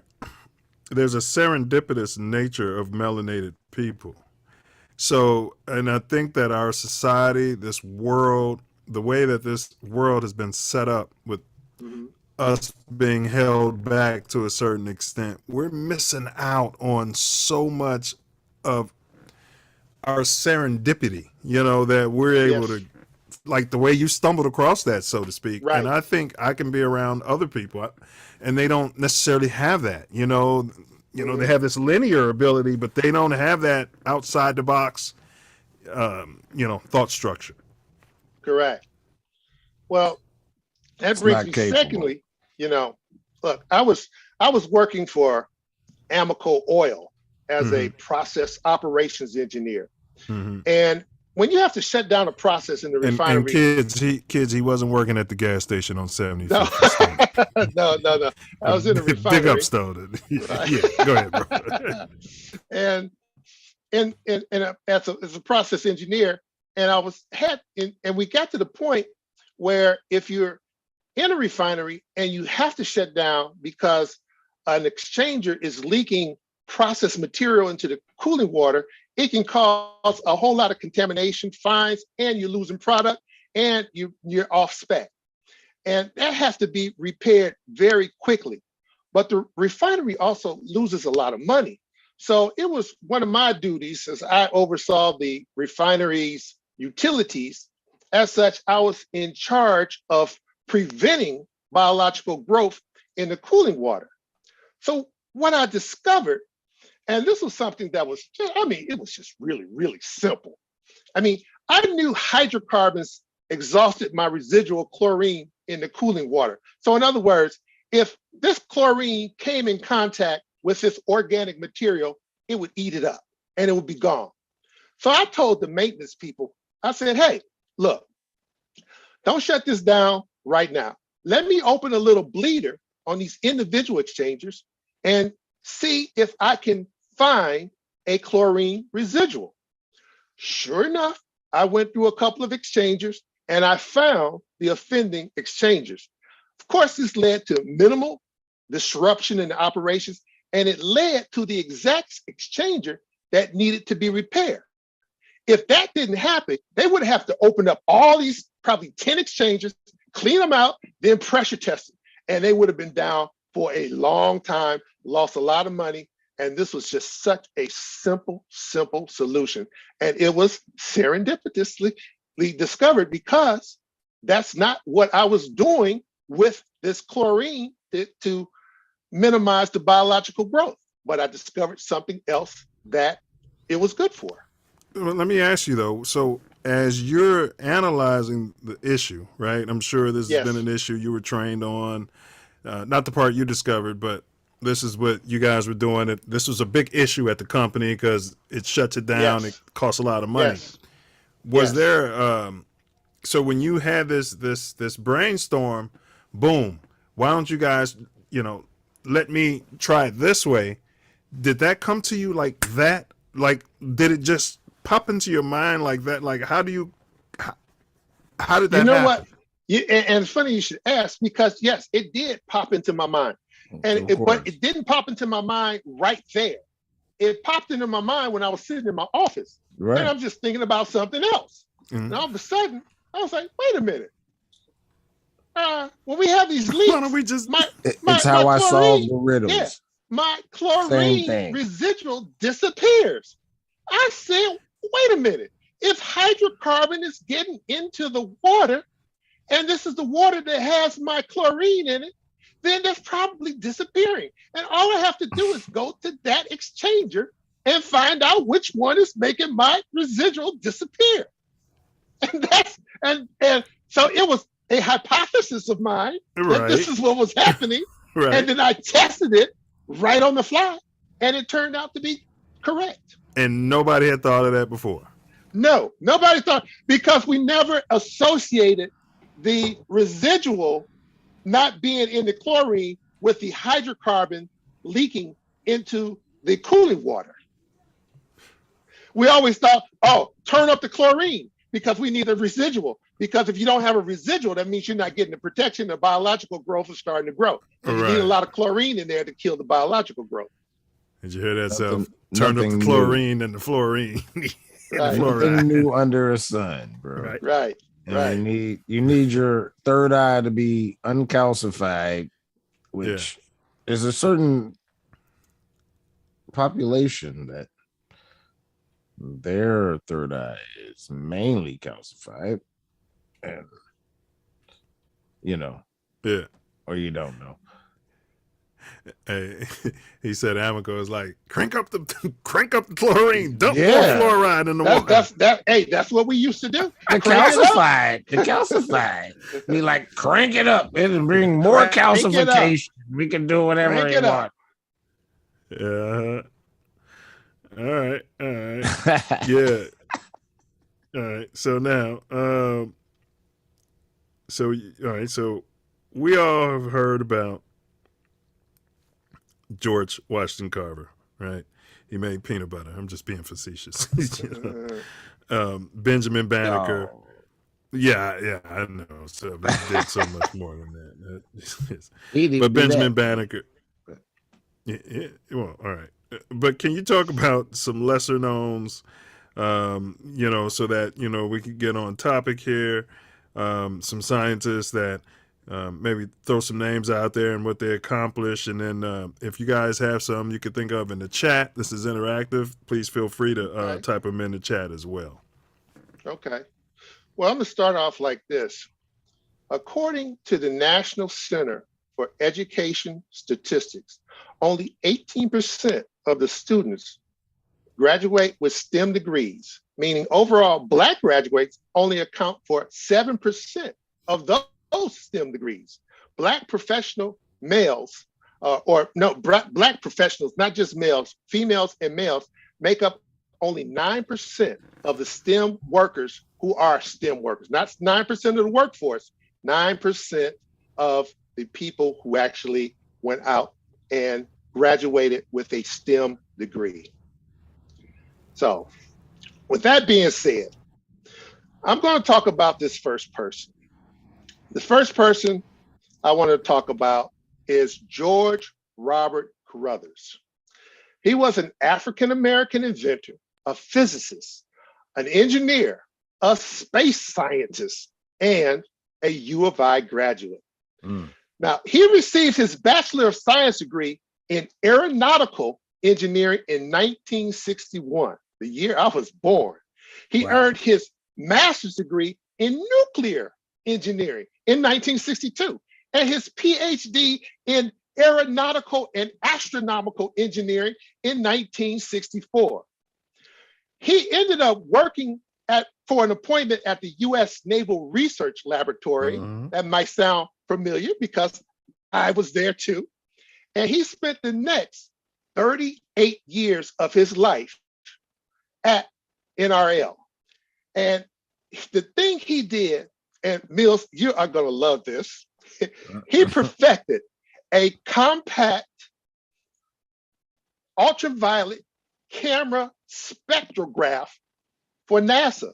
And it was used on the Apollo 16 space mission in 1972. You know, that trip to the moon.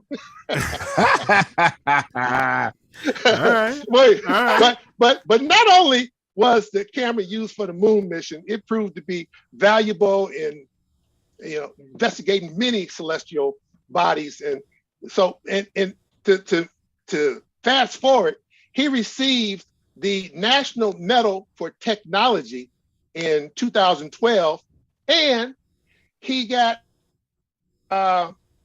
inducted into the National Inventors Hall in 2013. And he received that reward directly from President Obama. Now, during the 80s, Carruthers was instrumental in creating all kinds of science and engineering apprentice programs, which allowed high school students to invest summertime working with scientists at the Naval Research Laboratory. I think this was a very wonderful program because personally, let me tell you, I met George at the Naval Research Lab. Now, I was clueless of how magnificent this man was, and it's all the education. He was quiet, unassuming. I've been in situations like that, but go ahead. Yeah, it's weird. Yeah. And you're like, oh, that was such and such. Man, y'all have no idea. I've been, sound engineering on stages with people. I had no idea what it is. I go home and I'll be like, yeah, I was different. Yeah. Right. You'd be like, whoa. Yeah. And, and so unassuming. And he loved not only the theoretical aspect of his work, but he loved the hands-on aspect too. I mean, he could have had, so many people working for him because he was what we call a super section. He was above the GS scale as far as his pay was concerned. But he chose to do most of the work himself and with maybe one or two technicians assisting him. But I'll tell you another interesting thing about him is that his father, also named George, attended the University of Illinois also.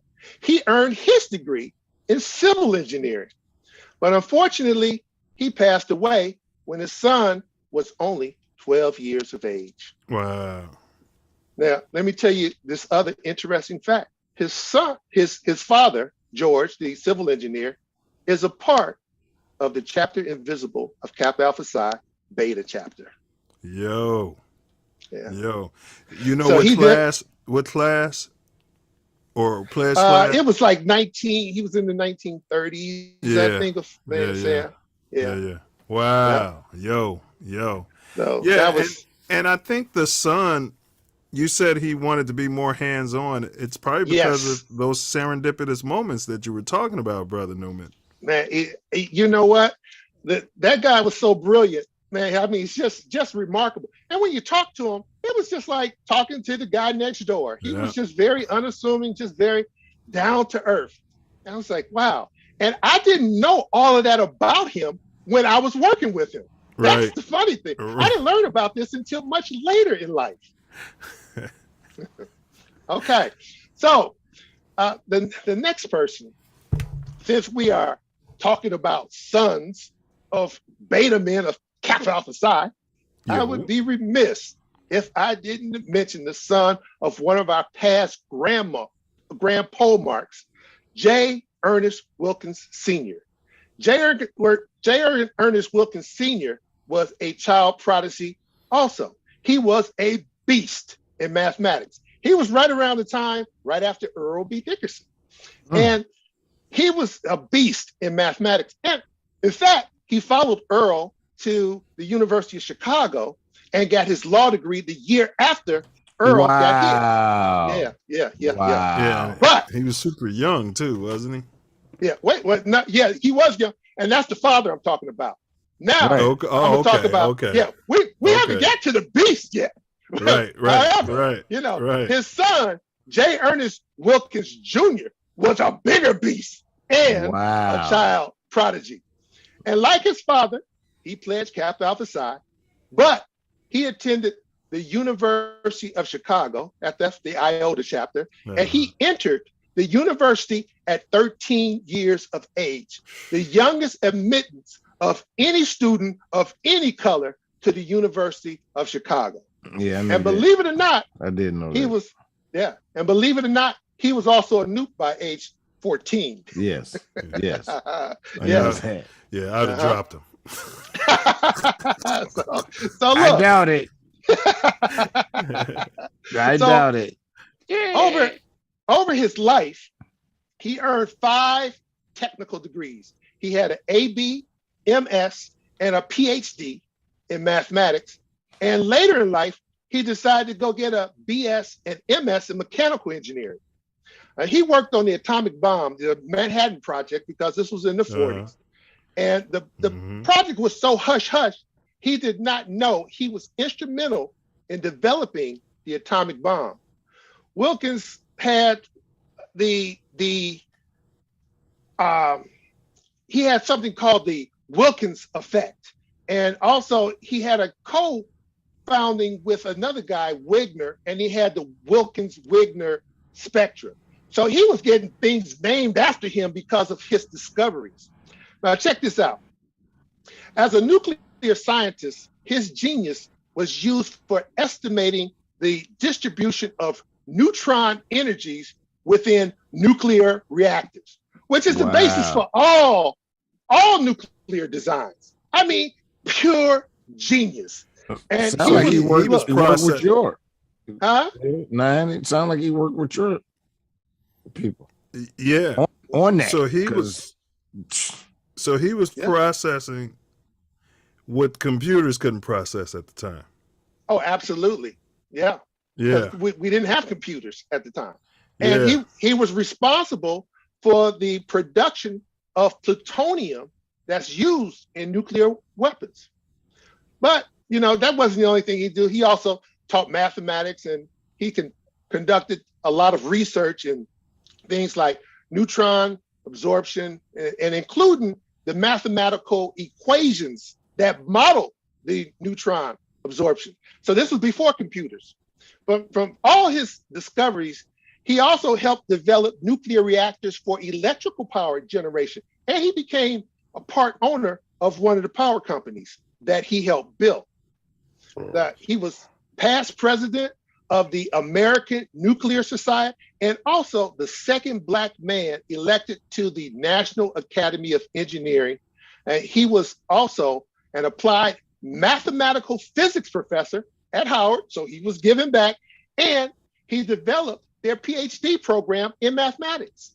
Then he also taught toward the end of his life mathematics, applied mathematics at Clark Atlanta University. He was a stellar scholar, and throughout his years, he published hundreds of papers, and a variety of subjects were covered, including differential geometry, linear differential equations, integrals, nuclear engineering, and gamma radiation and shielding, and a little bit on optics. So he acquired what I would say is a plethora of professional and scientific awards along the way. That was a bad brother. Down there in Champaign, we could have used some gamma radiation and shielding. Yeah. But was he from Chicago? You know what? I don't know if they actually moved to Chicago or not. I can't remember right off the top of my head. I know his father, I think, was from the South and came up this way. And that's how he got to the University of Illinois. Right, right. Okay. So apparently, I think because he was in the area, he probably was going to the University of Chicago, in the proximity. But he was just one of those guys who was just super, super smart, just phenomenal. Right. So yeah, that always amazes me. Right. 13. Now, I mean, that amazes me. Yeah. I mean, unbelievable. Yeah. Now, let me tell you. Who else you got, brother Newman? Okay. Hey, I ain't finished. Look, we got Samuel Proctor Massey Jr. He was another African-American child prodigy who graduated high school at age of 13. Now, he was denied entrance into the University of Arkansas because he was Black. He instead studied at Arkansas Agricultural, Mechanical, and Normal College, which is now known as the University of Arkansas at Pine Bluff. But at 18 years of age, he graduated summa cum laude with a BS in chemistry. He earned a master's degree from Fisk, and then he was accepted at the doctoral program in organic chemistry at Iowa State University, but he was not allowed to reside on campus or use the same labs as the white students. Where have we heard this before? This racial discrimination thing is a recurring theme, and we've read about it and heard about it all too often, especially our pioneering Black scientists, the things they had to go through just to get an education.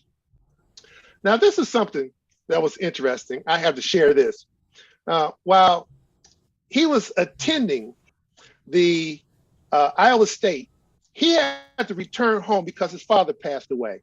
And when his father passed away, he came back and he decided that he was going to renew his draft deferment to continue his education because we were in the middle of World War II at the time. This is right in the 40s. A dastardly, bigoted member of the draft board denied his deferment and quit. You have too much education for a nigger. Wow. Yeah, said that right to his face. But it so happened that he did not have to enlist in armed forces because his professor, who was supervising his doctoral bid, recruited him for the Manhattan Project, of all things. So we got another brother here working on the Manhattan Project. So that was the way that he contributed to his war effort.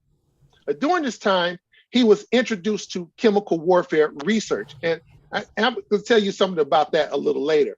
But by his works was to convert uranium isotopes into usable liquid compounds for the atom bomb. Now, this is going to segue into another bit of information, and it includes me. But after the war, Brother Massey did receive his PhD in organic chemistry from Iowa State, and he went on to teach chemistry and become the chair of chemistry, the department at Langston University. And then he was elected to the Oklahoma Academy of Sciences and continued to achieve at all sorts of high levels in the academia professions, including being the president of North Carolina College. But let's get to 1966, fast forward a little bit. President Lyndon Johnson appointed him as the first African-American professor at the U.S. Naval Academy in Annapolis. He rose to the chairman of the department in 1977. Now, I digress a little bit because I have to plug Kappa Alpha Psi, because the previous year, Brother Massey was awarded the highest award presented to any member of Kappa Alpha Psi, the Laurel Wreath. And for those who are not familiar with this award, this honor is bestowed upon members who demonstrate extra meritorious achievements in any field of human endeavor, which major impact at minimal has national scope and could even be international in scope. Now, fast forward another 10 years. It was the summer of 1985. Here's my segue. I was working as a research scientist at the Naval Research Lab in Washington, D.C. And the department that I was working for was researching chemical warfare agents. Lo and behold, Brother Massey comes into my office, and my supervisor, who was an alpha, introduced me, and he told me that he was a Kappa. So we chatted briefly. I didn't know anything about him, and I did not know I was in the presence of greatness.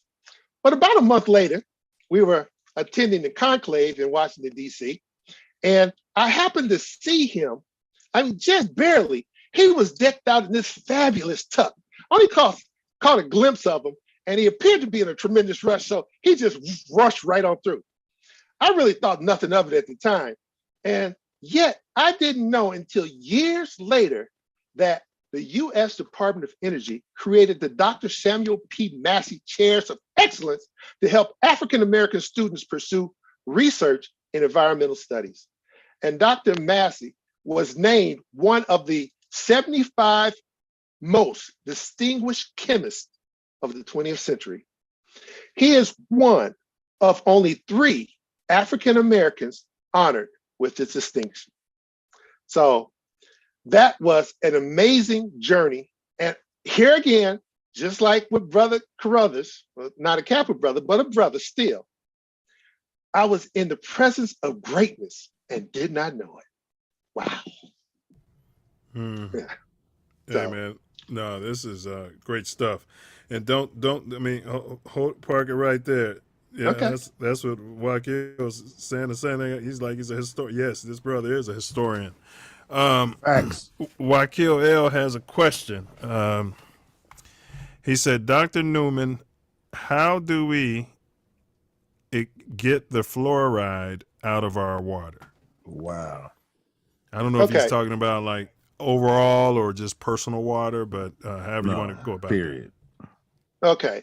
He may be talking about because we put fluoride in the water for dental purposes. Yeah. It's not necessary to have fluoride in the water. They could actually just leave the fluoride completely out. It doesn't have any purpose other than coating the teeth. And that's a long time ago thing to put fluoride in the water for dental health. Dental health has improved so much and has accelerated so greatly that we really don't need it. Because there's another thing that fluoride does. It calcifies a certain part of our brain. Okay. Well, then that means it messes with the myelin that's around the brain, because that's what would be calcified. And then that would lead something to like Alzheimer's. So the thing is, yes, we can eliminate it completely because it has no purpose as far as eliminating pathogens, which is what we're really worried about in today's world. Mm-hmm. So how do you go? How chemically do you have any? Do you have any way to extract it from the water that you could think of? Well, as far as extracting, I would have to look that up. I don't know off the top of my head. It's They add it to the water, don't they? Yeah, they add it because it's not natural. It's not naturally occurring. It's So they added. can Correct. That's why I even said put it all in they there. have to do is just But- stop putting it in there. Right, I understand that, but since it's Yeah. already I in understand. there, Yeah, but since it's already in there, how can you get it out once you get it out the faucet? That I do not know the process to do that. So from what you and Tori are saying, they stop putting it in there, then eventually there'll be no more fluoride in the water. Right. Okay. Yeah, and I think they have some filters, but that they claim to work. I don't know. I've never tried it, and I'm not going to speak on that. Right. I don't know. Yeah, I'm not sure they claim to take the fluoride out. They Right. I know they take the Usually, chloride if you're out. talking about, Some you're talking coal about or something. filters. Yeah, and it's some You're talking about chloride. carbon filters or something like that. Yeah. But you might have to have some kind of other process to take it out. Because Yeah. you might have to tie it up, but then you have to worry about what do you use to take it out with. Is it going to be innocuous at that point? Right. Facts. All right, Brother Newman, you got some more science history to share Oh, with us? absolutely, man. Bring it. Well, hey. Well, because I mentioned the greatness of Brother Massey, there was another lesser known brother who experienced racial injustice just the same. Douglas Turner. Douglas Turner graduated with a chemistry degree in 1934 from the University of Illinois. Yes, he was also a beta brother. Yo. He went on to teach at Sam Houston College, which is in Texas, and he got a reputation, a very strong, growing reputation as a very good chemist. So he was invited. Get this. He was invited to speak at the American Chemical Society and present a paper of the selenium dioxide oxidation of active methyl and methylene groups. Now, that's a mouthful right there. However, when they learned that he was a Negro, they withdrew the invitation. They sent him, basically what they said is that we thought you were white. And later in the letter, it said, under the conditions, therefore, we hope that you can see the wisdom in withdrawing your paper. The wisdom in withdrawing your paper. Now, this was not the end for Brother Turner. He mounted a blitzkrieg of correspondences between him and the society members. In less than a month, he was admitted to the society with full participation, and the society made a motion to allow anyone membership without regard to color or discrimination. And I'm telling you, I was a part of the American Chemical Society too. So it was that brother who actually put out the opened the door for me to get in there. Man, big ups, yo. I would have been, hey, Noop, I would have been like, I thought you guys were black. Well, look, I mean, I've been on the men so far, but you know what? I cannot mention great STEM contributions without mentioning this next lady. And Mills, you're going to love this. Mills, you are going to love this. Katherine Johnson. Katherine Johnson was an African-American mathematician and another child prodigy who graduated from high school at age of 14. She was the first African-American woman to work as a NASA scientist. She was very adept in Scientist? Scientist. Mr. Scientist. Yeah, look, she was very adept in mastering complex mathematical calculations. I mean, she was a tremendous mathematical person, had abilities beyond just about anyone there. And she was able to calculate things that go on with space without our modern day computers. Now, later in life, President Barack Obama awarded Miss Johnson with the Presidential Medal of Freedom. And you're all familiar with the 2016 film Hidden Figures, and it was about the trials and tribulations of a Black woman in a white-dominated scientific workforce. Yeah. Well, she was also awarded the Congressional Gold Medal by the United States Congress, and she was inducted into the National Women's Hall of Fame.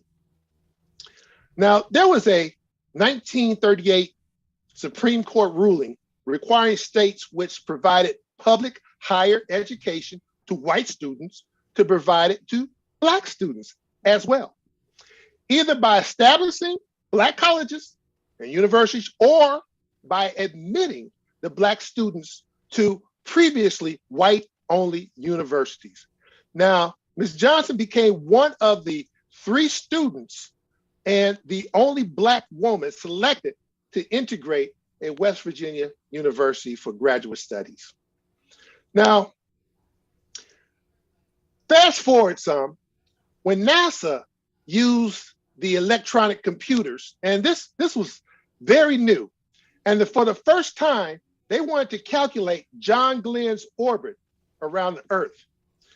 So officials were called in by Glenn, and he said, look, I'm not going to get in this thing unless Johnson verified that the computer numbers are correct. So he asked for her specifically and refused to fly unless she verified the calculations. That's big ups. Yeah. So she was a tremendous mathematician. She helped calculate the trajectory of Apollo 11. That's the flight to the moon, man. and hey, and in 1970, she actually worked on that infamous Apollo 13 moon mission that they didn't go to the moon. They had to whip around it, but it was by her calculations and her backup procedures and charts that led them to come back a safe trip back to Earth. And they actually use these calculations now as it's called the one-star observation system that allows astronauts to determine their location with accuracy just by looking at the star. And that was her calculation. So wow. her contributors as a mathematician with exceptional ability will be marveled for many years to come. So I'm just about finished. Yeah. And what would Kevin Samuel rate her on a scale of 1 to 10? Hey, you know what? Kevin Samuels. He would probably give her a very high mark because I saw her when she was young. Yeah. And, fixes when she was young, and I'm like, whoa. and she was smarter than Kevin. Say that. I think he started out pursuing chemical engineering or something like that, but he ended up getting cancer or something, so he went another route. But yeah. But all right, go ahead. So, okay, I'm on the last one here, because lastly, I want to mention a young lady that is relevant in today's climate. A 34-year-old doctor named Dr. Kizzmekia Corbett. She attended the University of Maryland, Baltimore, as a Meyerhoff Scholar. That's an aggressive program that mentors minorities and women in science. Now, because we are in this COVID-19 era, I want to point out something about this young lady. She has been instrumental in developing one type of the COVID-19 vaccination.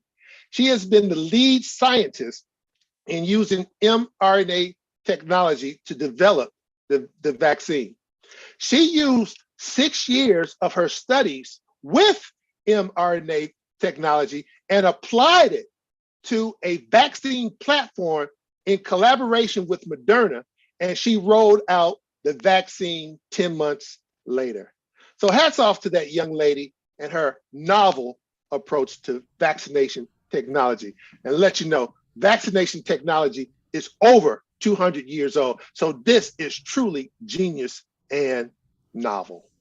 Yeah, and I bet you had some serendipitous moments to why she was able to close that out, and that's what I'm Oh, saying. yes. Like, to the pink people out there, this keeping your knee on our neck is making us all stronger and have more resolve, but we're missing out on a lot of potential. We're missing Right. out on a lot of potential. There's so many more of hers, and I think Brother Samuel's rested, so would have rated her at least a 8 because you can't rate 7. He Yeah, don't let him yeah, say yeah. 7. No 7. That's a default. Rest is so. All right, man. We appreciate you sharing that history. As we Quite start welcome. wrapping it up. Okay. Yes, sir. And that was great. Self Love has a couple questions for you as we wrap Okay. up this segment. Then we're going to get into the esoteric questions, which we can start talking about the Okay. moon and stuff. So You there we know go. we All right. love. We love dealing in the esoteric. Okay. So. Oh, and Tori was talking about the pineal gland. He's saying that he's postulating that fluoride in the water, the whole goal is to calcify the pineal gland, which some are calling the third eye. Okay. Yeah, and it will definitely get it pinged. That's why I wasn't, I was just postulating around it, because that's how we got to do on YouTube, because they can be tripping. Yeah. Yeah. And it blocks, those serendipitous moments. There you go. We're far enough into the conversation that we should be all right. Excluding yourself, whom do you attribute your professional success to, and why? Ooh. Well, I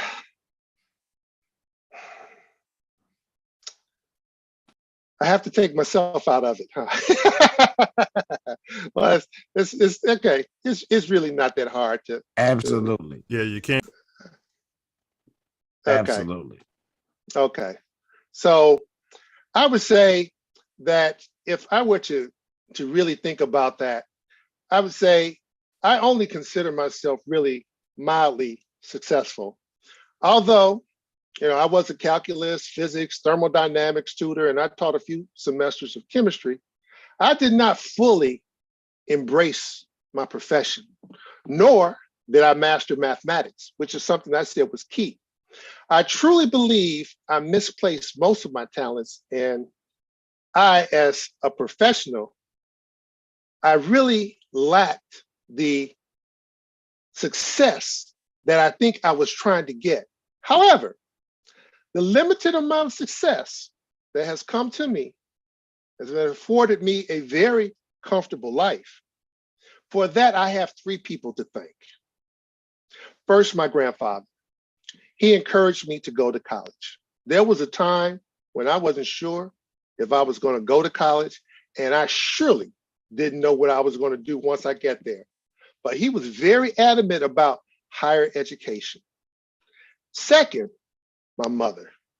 She supported me more than any person could have ever supported me. She had unlimited advice, wisdom, and of course, financial support. And lastly, my heart, my brother, Harry, rest in peace. He was the catalyst for me to pursue an engineering career. Man, rest up to your brother, and big ups to Mother Newman. Big ups. Yes. It's facts. Yes. Constance influence. We've seen. Yes. And Brother Newman, Donnie C said, "Yo, Charlie knew." Oh, Donnie C. Oh, yo. All right, Donnie C. Thanks for your support. Go ahead, so. Appreciate you. What advice do you have for a young silverback? And we say silverback because we want our reparations, and they need to give us our silverback. What advice would you have for a young silverback interested in pursuing STEM? Ooh. Well, you know, we talked about a little bit of it earlier, but truly, if you want to be successful, if you really want to be successful in STEM, you have to lay down a foundation. You have to really, really understand what you're getting into, because it's not a easy road. So I mentioned this before, is that you have to build some of the skills necessary before you even consider doing anything in STEM.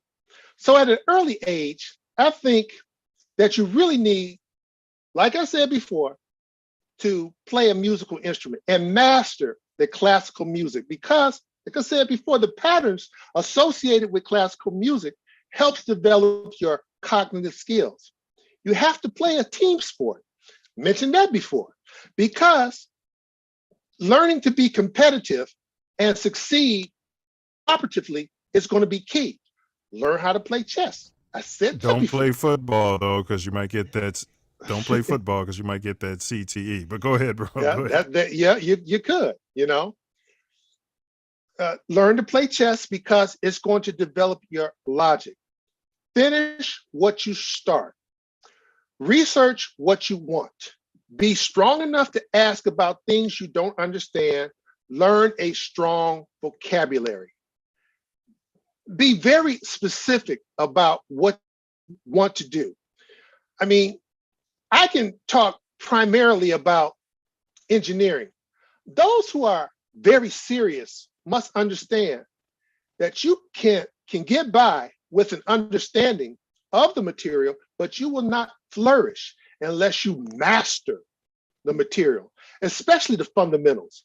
Math is critical. It is the foundation of all your classes. If you understand math, the rest will be much easier to master, because all engineering principles are based on mathematics. So develop a strong mathematical base. All the mega successful people I mentioned had extremely strong mathematical bases. So that's what you need in order to be successful.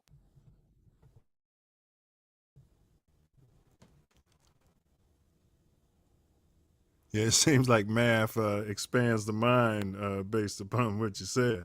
Hey, but universal great language. response, New. And yes, sir.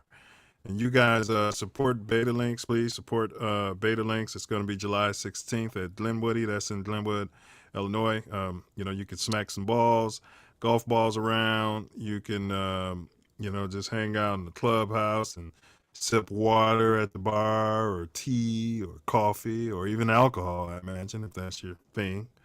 Then there's a dinner served, but it's a great cause. I know they normally do like an auction, and you know, they raise the money for black students at the University of Illinois, and that tuition isn't getting any cheaper.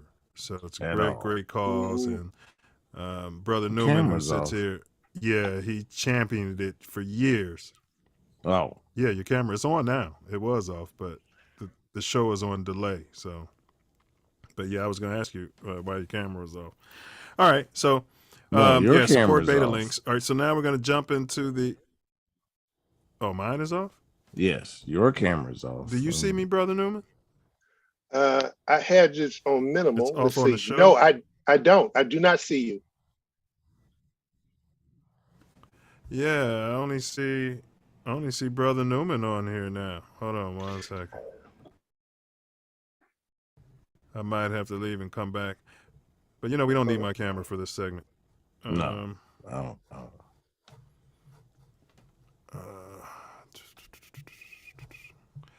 Hold on a second. I'll be right back, guys. Okay. Let's see. Yeah, I appreciate your perspective on all these issues, and we're not even issues, just the information. It's very introspective, and thank you in expanding the Self-Love Nation. It is a great conversation, amazing even. Thank you very much. I appreciate being here, and I appreciate that you're allowing me the platform to spread a little knowledge, my knowledge. And we all know everyone's not going to agree with everything, but it's always good to have a different perspective, because that's when you expand your mind. Absolutely. We all have to have our perspective, because really, if you are comfortable in anything that you're hearing and all that, then it's in your box. The only way to expand thought or expand yourself or your soul is to experience something that doesn't feel quite comfortable and is contemplative. Correct. You have to get ready to become uncomfortable. Yeah, we have to expose ourselves to the uncomfortable. And it's very important. It's the only way you can grow. It's the only way you can grow. Absolutely. You know, one of my line brothers, Steve McKeever, he wrote this paper. Well, actually, it wasn't really a paper. He wrote an email, and it was about becoming uncomfortable. And it was one of the best emails I've read in my life, but he wouldn't allow me to share it. This is great, man. I mean, my club. He comes up with some of the greatest just things off the cuff, you know, just off the cuff. It's unbelievable. And I say, man, you need to publish some of this stuff. Well, I mean, you know, as you at the barbershop, he with his father experienced a great awakening that he didn't even know he was awakened to. Because when you're in theta, that state creates greatness. If you can catch children when they're in theta until they're 7 years old, they are very malleable, and you know, in a good way. And yeah, and he's a musician and a 3 Club, so man, yes, yeah, yes, he's an unbelievable musician, and he doubt. won't say it, but man, to watch him tickle the ivories, it's like it's like a concert. It's really true. It is a concert. I mean, it is. What do you mean? It is. He's not public with his concert. Right. He's just not public with it, man. But he is actually, and he'll tell you, I'm not a good piano player. I said, man, you're a great piano player. From my standards. He's a great producer, and the whole thing, right. Understanding of the platform and how to make it happen. That's for sure. No matter what he says. And Brother Newman, he's one of those guys. Facts. He's one of those guys that if you meet him, you can have a conversation with him, and they'll be like, you know who that was? You know what I mean? Like we were talking about earlier. You know. Yeah.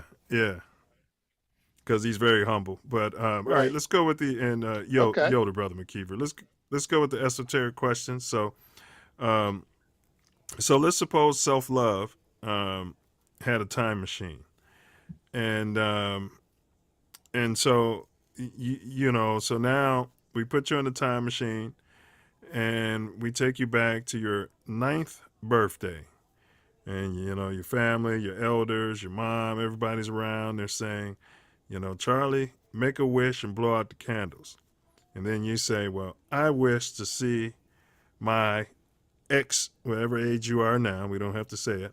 But I wish to meet me at this age, and then you blow out the candles, and for a moment in time, you're back talking to your 9-year-old self, and everybody else is just frozen.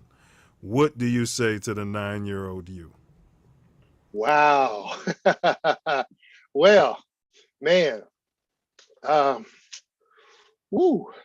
that's a good one. Well, I look at my 9-year-old self and I say to him, I say, look, you know, when you were assessed with the musical talent and never completely developed your piano skills, continue it. Keep the same intensity that you had as a 9-year-old student, and let that same energy guide you, empower you as you proceed through life. Realize early sacrifice will pay off unimaginable dividends. And your immature insight does not have the vision to see that yet. Learn computer coding and set your sights on majoring in computer engineering with a minor in computer science and math. Lastly, learn the art of networking. Make sure you know that when you network, it is not who you know, it is who knows you. And that would be it. Wow. Nice. I would tell myself each of those years that the Bulls are going to win about that run. Bet everything. Borrow all the money you Put can. it all on that. Yeah. Bears, 85. Every 85 Bears, let it ride. Oh, those Cubs, you can make money off those Cubs. Oh my God. No, but beautiful, man. That was outstanding. That was. Hey. Thank you. All right. I wouldn't change much, but yeah. All right. So, Brother Newman, recommend a book for the Self Love Nation. Recommend a book. Oh, you know what? There's a book. It's called Man Watching, a field guide to human behavior by Desmond Morris. But you know what? That book is out of print, but you still might be able to find it. But the default for that would be, and this is a great book for anybody, How to Win Friends and Influence People by Dale Carnegie. Okay. All right. That definitely, I just picked up the 4 Agreements. Amazon sent it today. I can't wait to get into that. I just finished The Search of Humanity by our brother, Dr. Conrad. Okay. So recommend those Purchased books. it. I haven't gotten into it yet. I'm going to dig deep into it. Yeah. Oh, yeah. All right. It's good. Yeah, that brother. All right. So, he reminded me of when he was the guest speaker at the Beta Charter Day. All right. So here we go. Recommend a Black-owned restaurant. It could be anywhere on earth because I know you. That's easy. Easy. Yes. Smoky John's Barbecue in Dallas, Texas. The best brisket on the face of the earth. Wow. Ooh, that sounds delicious. That's a Smoky John's. You guys owe him some money for that endorsement. Where'd you say it is? It's in Dallas, Texas. Okay. All right. We need to make a commercial out of that because man, that has your ship tried it yet, Brother Mac? Yes, he has. And I'm gonna tell you an interesting story on this. He went there, and the day that they went there, they got a delivery, the wrong delivery to their shop, and not the U.S. Prime beef that they usually get.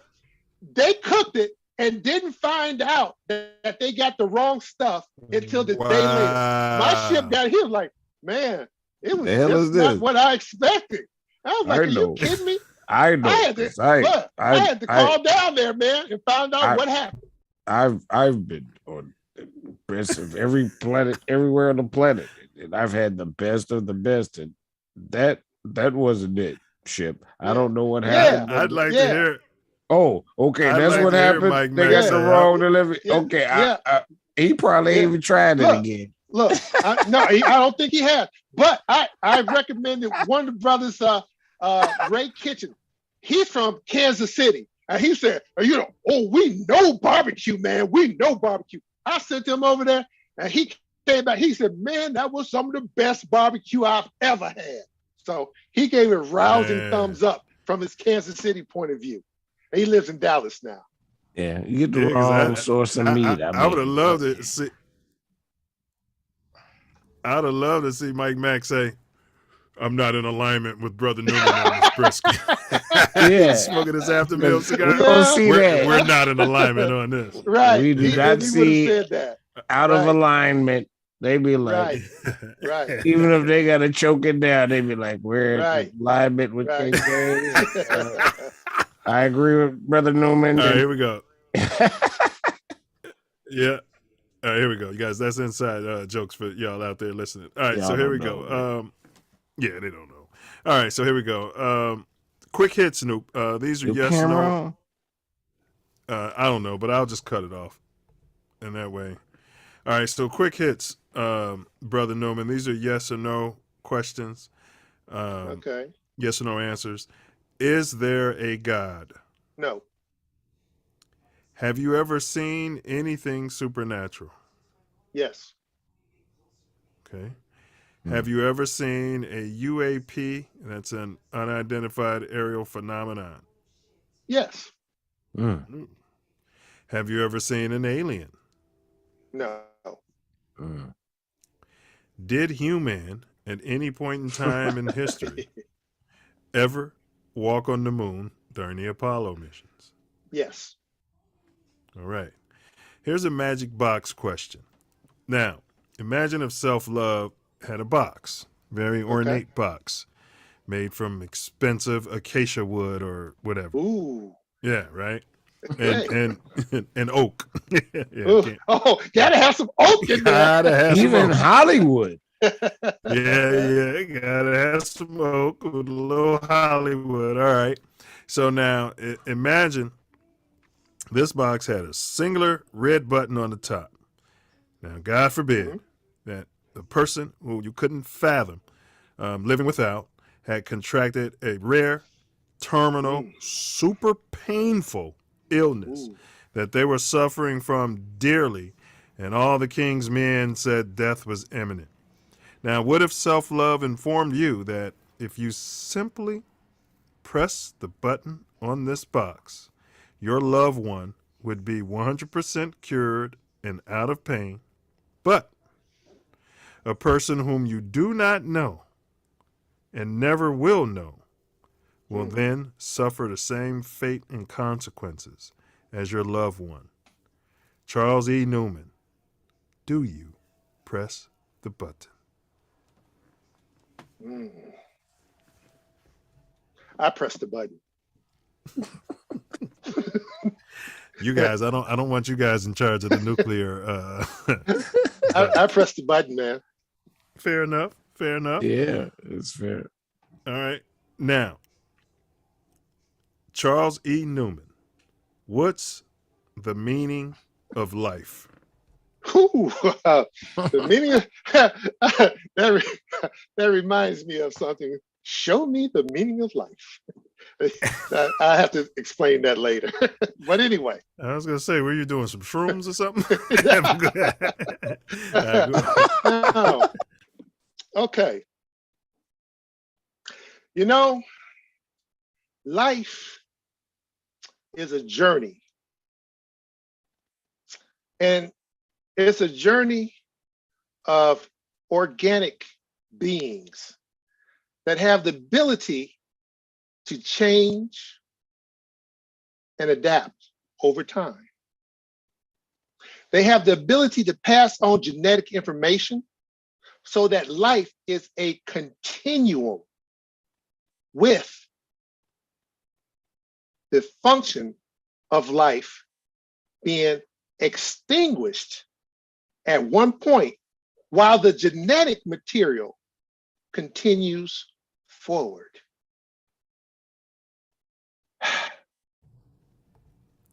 Hey, Yes, your answer. that's it. Your answer is as good as anyone else's that's ever walked this planet.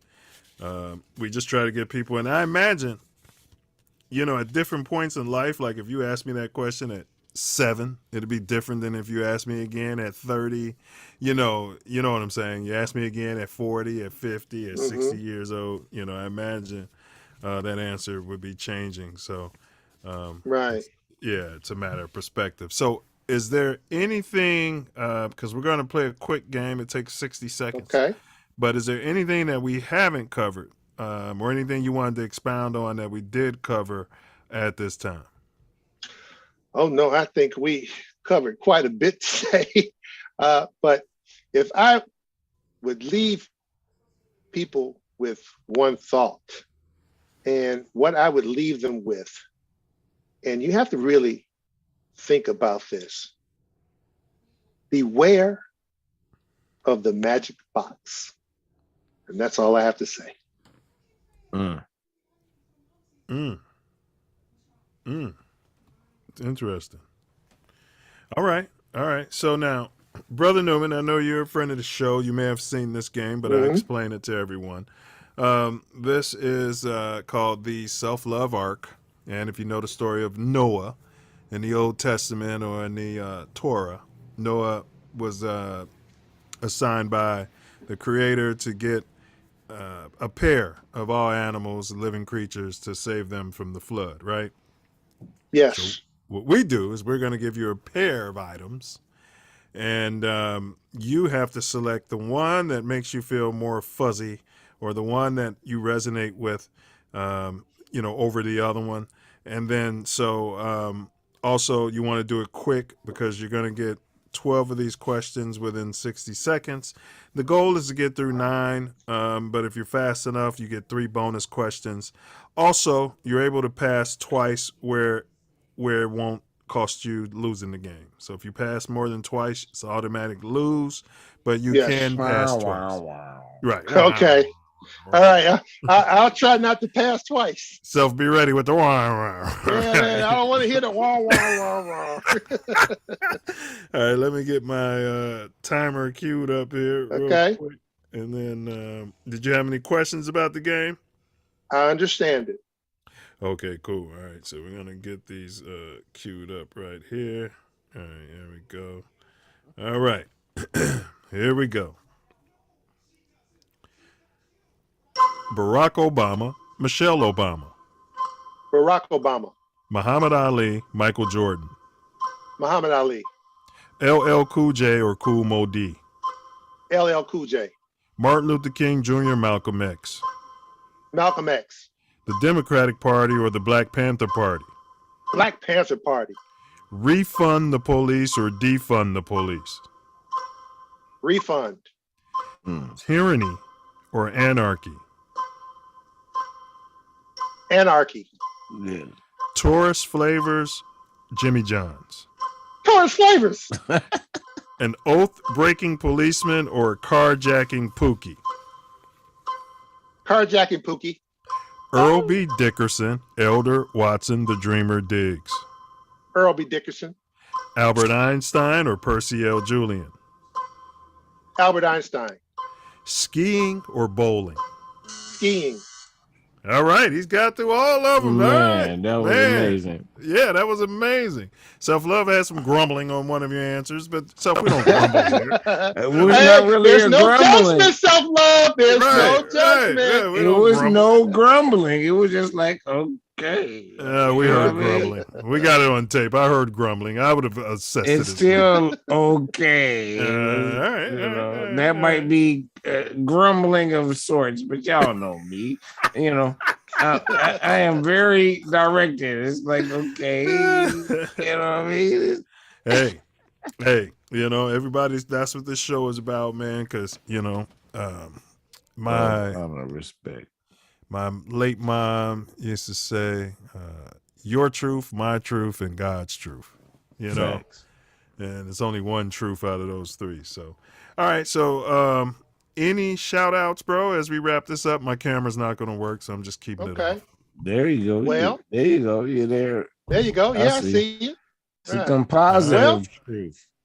Okay. Hey, your mom First of all, was the truth. I'm sorry. No, I'm sorry. Go ahead. But his mom was the truth and the light, and thank you, bro.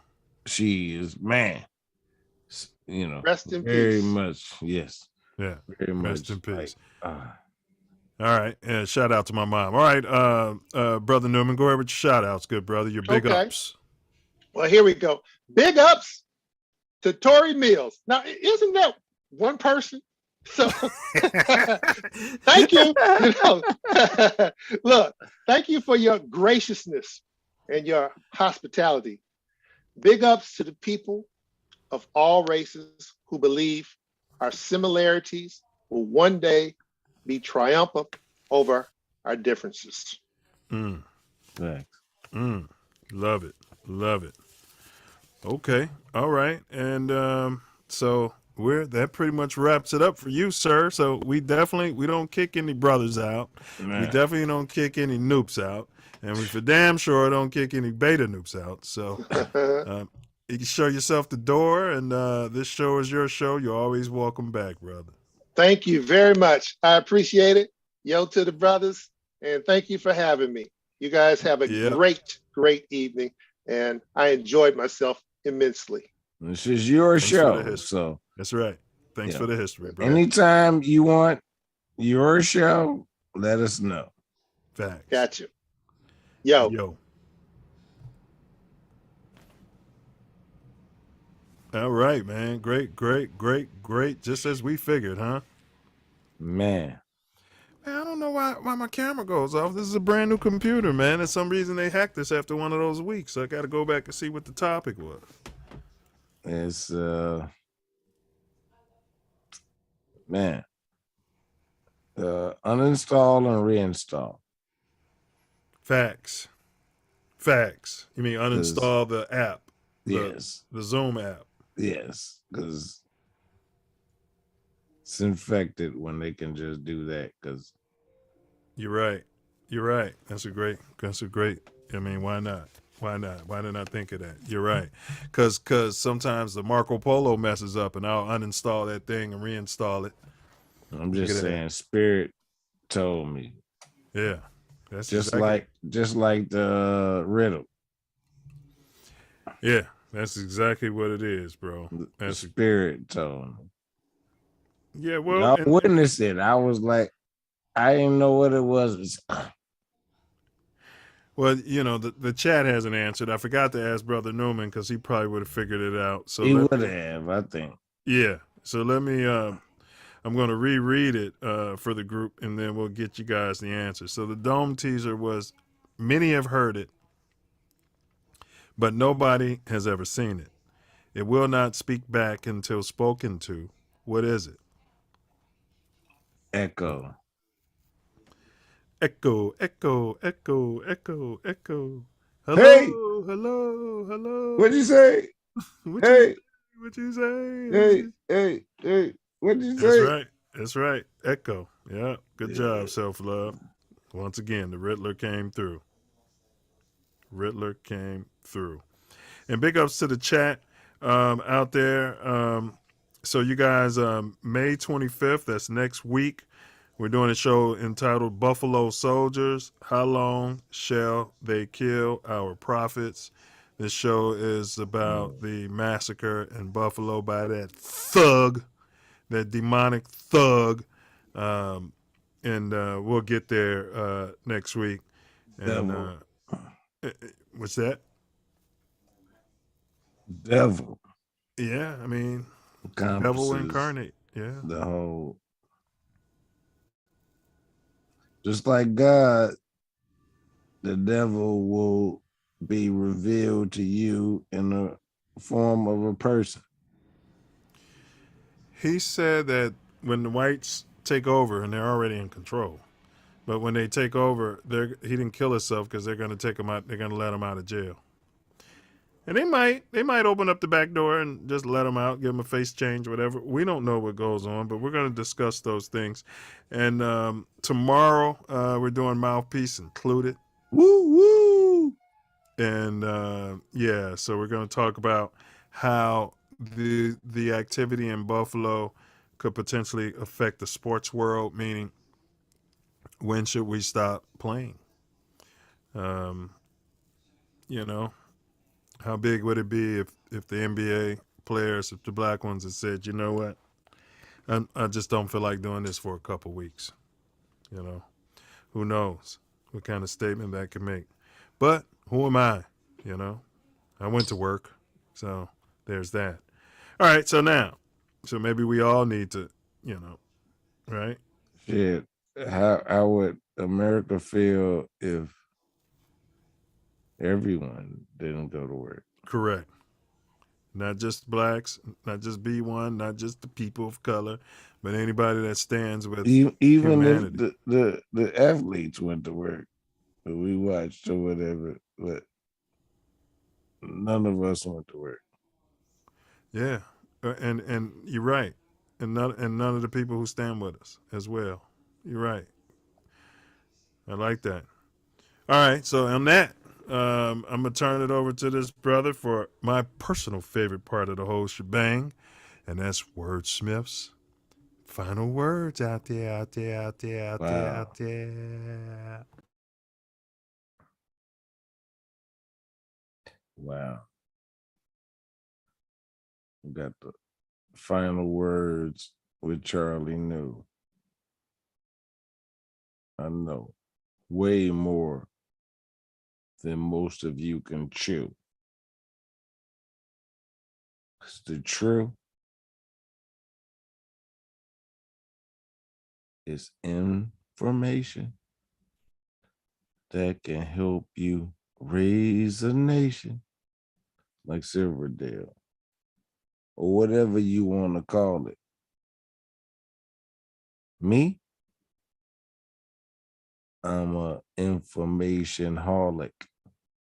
I want to know everything, all it can bring, and how I can help my people spring.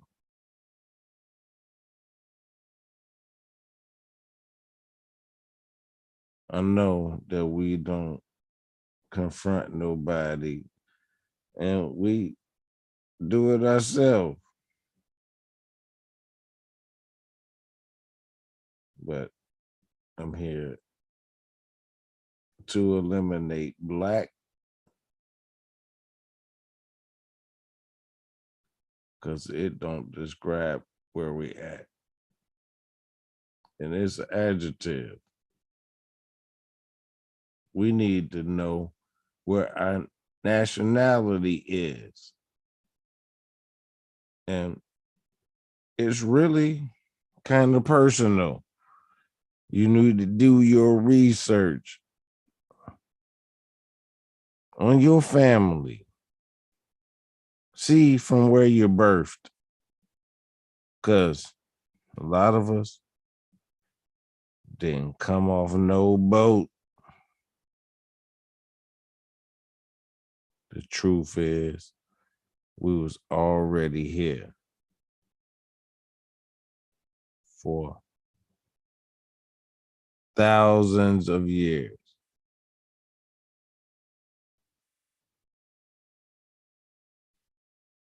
And I'm going to get myself correct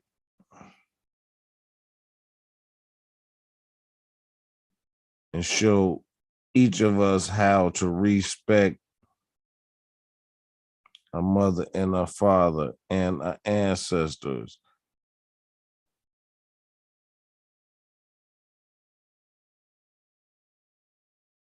It's how we have to exist.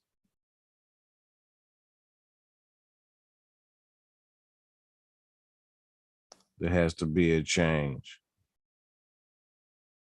We got to rearrange the whole thing and make it plain for all our people to see. Not just the people that look like me. Words. As well said, my noob. And we're closing this out with one that was surprisingly sent to me by Corch. Never heard this song before, I'm ashamed to say. Otis Brown and the Delights. Never heard of them. But this one's called South Side of Chicago. Yes, sir. Big ups. Bullets are boomerangs. Stand your ground. Murder is suicide. Yeah. An eye for an eye. Thanks. Chicago. Boy, you better do something with this. Loop the shit out of this. Speed it up like Kanye. Silence is violence. See something, say something. Greed plus ego over fear. Slave theory. Well, you know, if you provide charity and you show humility times love, it's nothing but freedom. Don't, no matter what they tell you, no matter who tells you, no matter when they tell you, don't ever answer questions. And no matter what they tell you, who it is that tell you, you better research and question everything.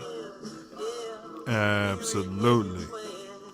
Because fear, it's an illusion. Yeah. It don't really happen. So why don't you just vibrate love? And it definitely won't happen. Forgiveness and charity are the highest vibrations of that love. So, do something charitable for a so-called enemy and end a generational beef. Go down there to City Hall and take them some fatback or something. Yeah, donuts, everything. Yeah. Yeah. Some Forex condoms, since the mayor's got the biggest organ in the city. Cook it in some fatback. Fatback. Healthy people heal thy people. Man, because hurt people will for sure hurt people. Hey, free Jeff Fort.